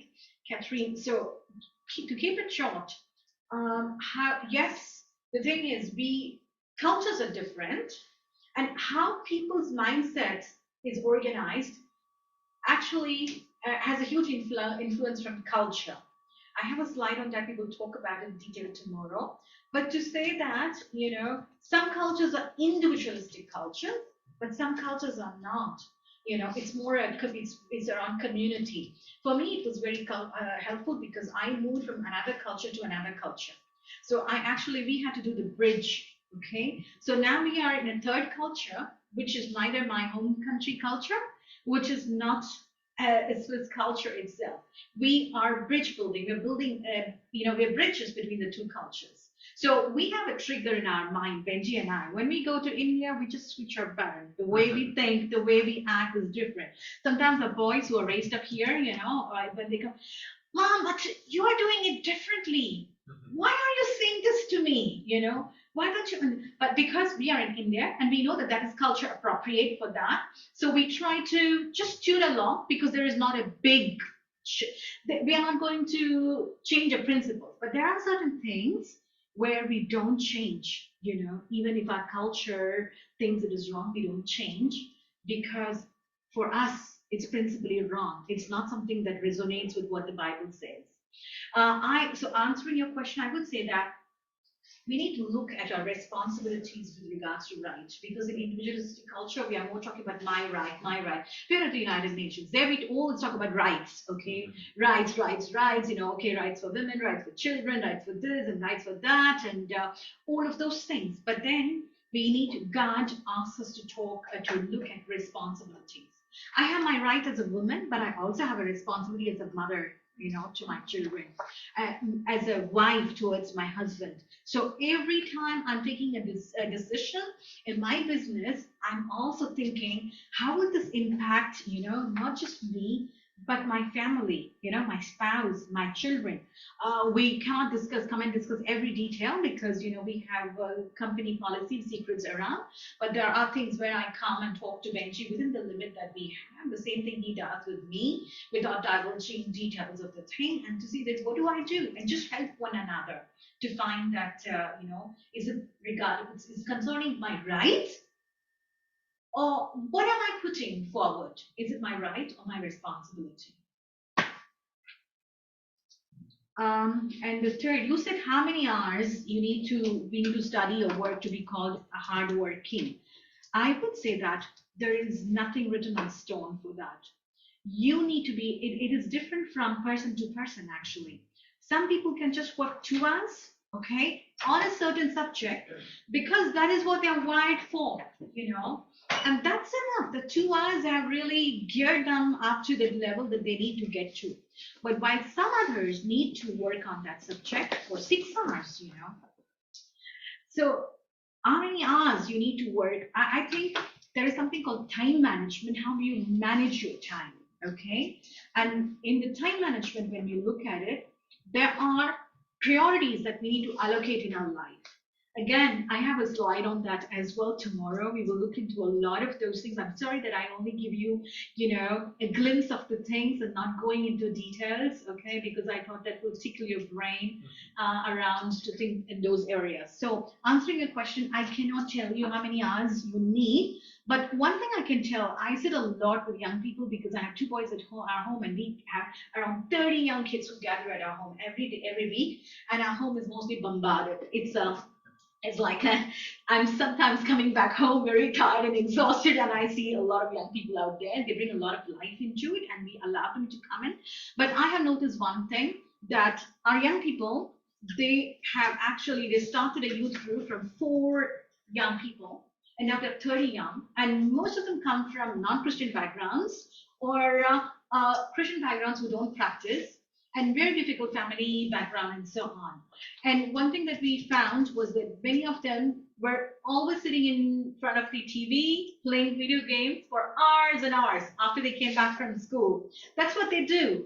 But now they're very happy that they would come, after school, they come out and they come to this community. They, do the Bible reading together. They play games together. They do sports outside together. So the video gaming time has gone down. And then the video gaming time has gone down. So the productivity, how they overall invest in their life, that has increased. And I know that there are some times or some cultures or some schools where we underplay the ability of our young people, and I think we shouldn't do that. We shouldn't underplay their ability, because the games that they play, my sons, they taught me how to play some video game. I'm really poor at playing video games and so on, but they trained me how to play football and so on. I struggle because I'm not very technical. I like technology, but I'm not very technically skilled in my, the mechanical skills are not so good. So what I'm trying to say is that our young people have so much time. It is mostly going in areas which is not actually building them overall. So we need to see how much time we have at hand and how we put to use. So if you're coming back again, let's talk about the time management tomorrow. Is that good? Okay, I think, Joel, we still have some time for Q&A, right? Yeah.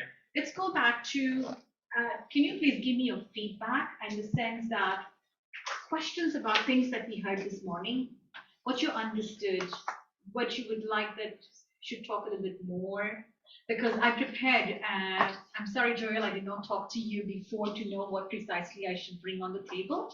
So my presentations are more going to give you just an overview of various things, okay? So I open the floor for you to ask questions regarding what we spoke this morning, if you have taken any notes. And also any feedback for me, if I should, slow down, whatever. Yeah. Yes. I really enjoyed your presentation. Really enjoyed there is a level of detail which is accessible. It's very easy to kind of grasp, but then also you're covering a wide range of topics. So I don't think it's too much. It's more that it's mentally stimulating and I'm enjoying it very much. A question that I would have that please answer if you feel it's helpful. But is a lot about seeing value in work and just how you would change your mindset from working only for money, working only because your parents want you to do a certain thing, but how to actually overcome laziness and a lack of motivation. Thank you. Thank you for the question and the comments. Yeah. Anyone else? Questions, comments? Joanne? So, I mean, like in the beginning of the teaching in the first session, you mentioned something about climate change is just a trigger.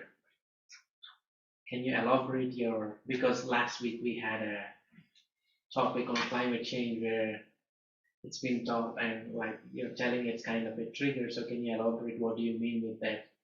Does it exist or it does not exist or just people trigger from time to time?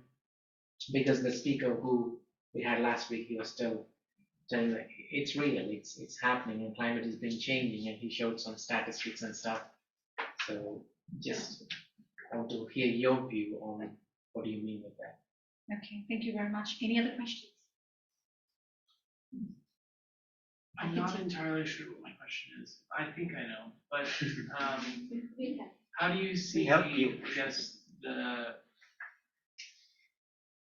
being more like involved in corporate and stuff over the years? How have you seen it change? And like with, I've heard a lot more recently about like shortening like the week of like having more free time, like what you were talking about, like you should have 2 days off, and maybe kind of what your thoughts on that are, and yeah, like is it something that you think that will happen, or is it more just people kind of speculate? Yeah, does that make sense? Yes, it makes sense. Okay, I'll take these 3 questions. Okay, so you asked about value, how to add value to work.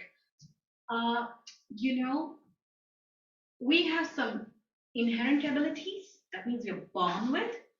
Okay, and our genetics, our upbringing, our parents, and what our parents taught us. And there are some acquired skills that we acquire. And both these things together, it creates or generates an interest in us to do a job. Okay, so some we love to do it. Okay. Some people like administration, some hate administration, some love technical things, some like to use a lot of gadgets, some don't like. So in life, people always say, do the job that you love to do. Take that one as a profession. Wonderful. If you can do that, that's great. But whatever profession you choose, even if it is a profession of your kind that you like, maybe you like to be a mathematics teacher, let's say, or you like to be a dentist, for instance, okay? But then that job requires many other tasks within that which you don't like. You just don't like it because you're not made for it. You actually hate it to the core. But then life is not all about things that you like to do.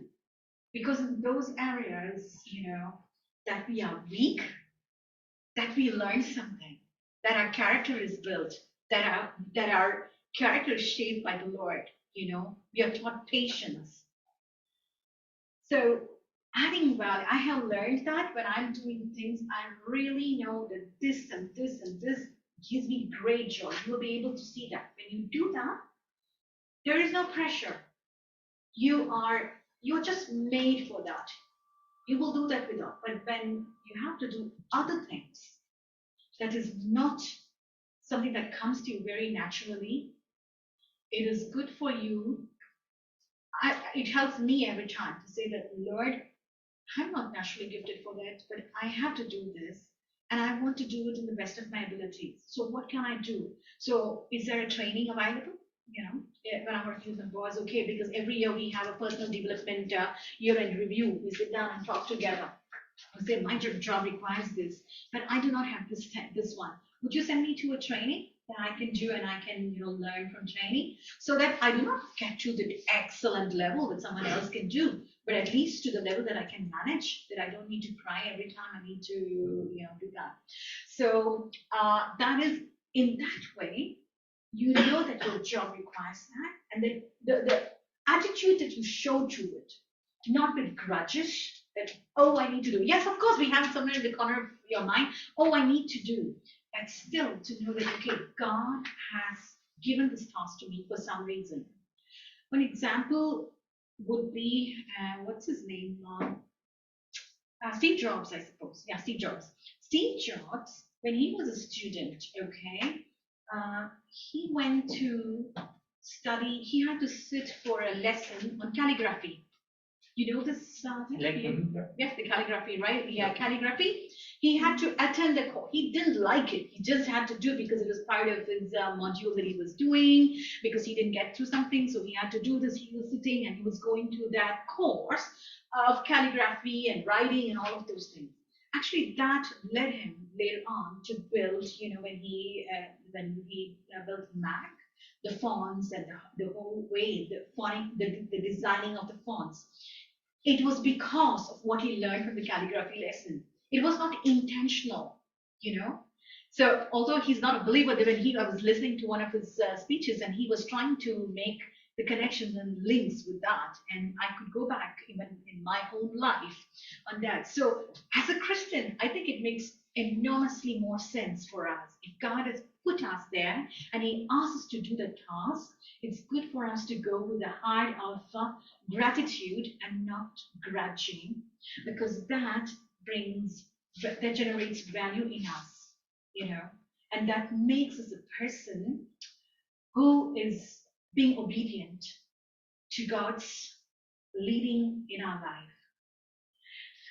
The second question was about climate and the trigger. No, it is not a trigger. It is actually real. The climate change is real. Why? Because, if we see, one simple example would be the palmolive, the oil that we use, okay? And we have cut down a lot of farms everywhere, okay? We have downed the trees there. So if you down the trees, we have a consequence for that, obviously, because God has put everything in place. There is a principle behind. When the sun rises every morning, in the east, it sets in the west, and how the sun, the intensity of the sun affects the climatic changes. But we have been using fossil fuels so much for the past, decades, and obviously it has an impact. Okay, we are supposed to steward our environment in a good way. So it is real what is happening. So there is deforestation, and therefore there's climatic change and so on. So there's nothing to say that it is not. When I said it's a high trigger, what I meant was, I tell you, because of this, the conditions that has been laid upon companies, individuals, and countries, and it's something actually not achievable exactly how they ask us to do. I don't know if you heard of carbon footprint. Carbon footprint is, the amount of carbon that we release, okay? So when a company, like the company that I used to work for, it makes glass jars, so we emit a lot of pollution up in the air. So we have a quota, all right? So every company has a quota. So they say that, okay, we have emitted more in Netherlands. We're going to try to offset it in France, our plants in France. And you need to buy that. And it's so complicated. And with the war around in Europe, so we have put very good ideas in place, which looks very good in paper, but in practice is very difficult. And I have faced this time and again when working in the previous company, and also with other companies that I've worked for. Some of them, they would change every time there was a change of leadership. The strategies changed, and the companies are so big, anything you put in place, it takes more than a year, 1 year, 2 years, or 3 years to completely implement and to see the results. But when you're a leader, you start something, you say that second year it will happen this, the third year it will happen this, but then the second year the leader changes and everything changes again. So when I said trigger, it's over. Yes, the fact is that it has changed the phase of the earth, and we need to be very sensitive to that. And we need to start from our home, actually. How we manage our how we buy things at the shopping mall, for example. 10 small bottles of iced tea, or just buy one big iced tea bottle. So we are just minimizing the waste. But how do we segregate the waste? Already up from here. And so on. So there is a responsibility that God has given to us, but I'm just talking because we are sitting all the time at the UN, and everything that they put, it's too much that you can't follow. That's what I meant when I said trigger. Okay, does it answer your question? Yeah. So just what he said last week, it's not to contest that. The third point was I'm sorry, there was somebody who asked about, work life. It is true that, people are working a lot more. There's a lot more burnout. There is a lot more, it's so there are countries which are considering actually 3 days weekend. And I think UK is one of those countries which will be moving into this direction, right? Yes. Yeah, that's right. and I coming from that, and I really support that. I really support it because it's needed. And as Christians, for us, for example, we're all engaged on Saturday in our home, like we work all the days, and we have very odd hours of working. We don't have a 9-to-5 job because we work with the ambassadors, and so they are available in the evenings, and there are some are in the lunchtime, and so we are available because we're there to serve them. So we see that on Saturdays, Ben is teaching in a Bible college, and then Sundays we are engaged in church. So when you take your Sabbath rest, you need to take that rest to really let your mind go down. So the same thing for people with young families, young families who have kids, they really need this time. So I think because we work so much, what was packed in a week is now kind of done in 3 days or 4 days. I think we should go in this direction of this 3 days. The 3 days thing that might seems to be working for people who have worked with sense and purpose, and duty and responsibility. Correct. Not for all. No. For some, it is one more day for boozing and drinking, and wasting their time. You're right. So I think You're right. it has to be a collective decision based on how do we balance the culture and the way of work and all those things in the picture. Yeah, very true. And With that, do you think that, this way, that having say a 4-day work week versus just making sure that the days that you do work are less intense, kind of partially to combat theoretically that problem of having another day just to mess around. Which of those would you say is, if you can be so black and white to say which one would be better or more effective? But what would your stance on that be? Okay, I'm a little bit biased on that. Okay, I will stick to my own reasoning. Let me talk from my point of view. Okay, where I come from, and I still believe, because there are certain jobs you go there, you are there for 8 hours because it's in presence. Okay, you're giving service. For example, a nurse, she's taking care of patients for 8 hours, and she has. Sometimes they don't have any time to just sit down. Especially in Switzerland, there are very few, medical staff around, and with the pandemic and everything that happened. So they are for 8 hours always up and running around, and they really need to get back. Yeah. And, because the physical energy is drained, of course, the mental energy is drained. So I think it will be very helpful for them also, in that sense. And for us, for example, when you are at a managerial level, okay, especially in the multinationals. It really doesn't count how many percentage work. Though here in Swiss companies, they're very strict about it. If you like, I work for Swiss companies, American companies, and Indian companies. Things are very interesting. Like, for example, the culture is different. Work culture is different in every country. In India, we do not have a very clear boundary between work and family life. In a way, actually, people tend to work a little bit more. And I saw in American companies, you never talk about vacation, okay? It's never right. I mean, really something you never talk. And in Switzerland, we saw when we came here, people work. They took a lot of vacations, but we saw that 5 days they worked so intensively, and they needed that break. You know, we go to India. I'm sorry, I'm naming a country. I'm not supposed to do that, but okay. So we engage a lot of people. Okay, we work with communities, large communities, and so on. We work with people at a very high level, but also people at very grassroots level. They're very simple people, some of them, and the level of productivity is very less actually. So they may be 8 hours there, but at the end, the work is kind of like 1 hour work or 2 hours work. Why? We will come back on that because that's a mindset. So when I worked for my multinational on contract, I was 80% actually. But I was working more than 100% because it was a very senior managerial job.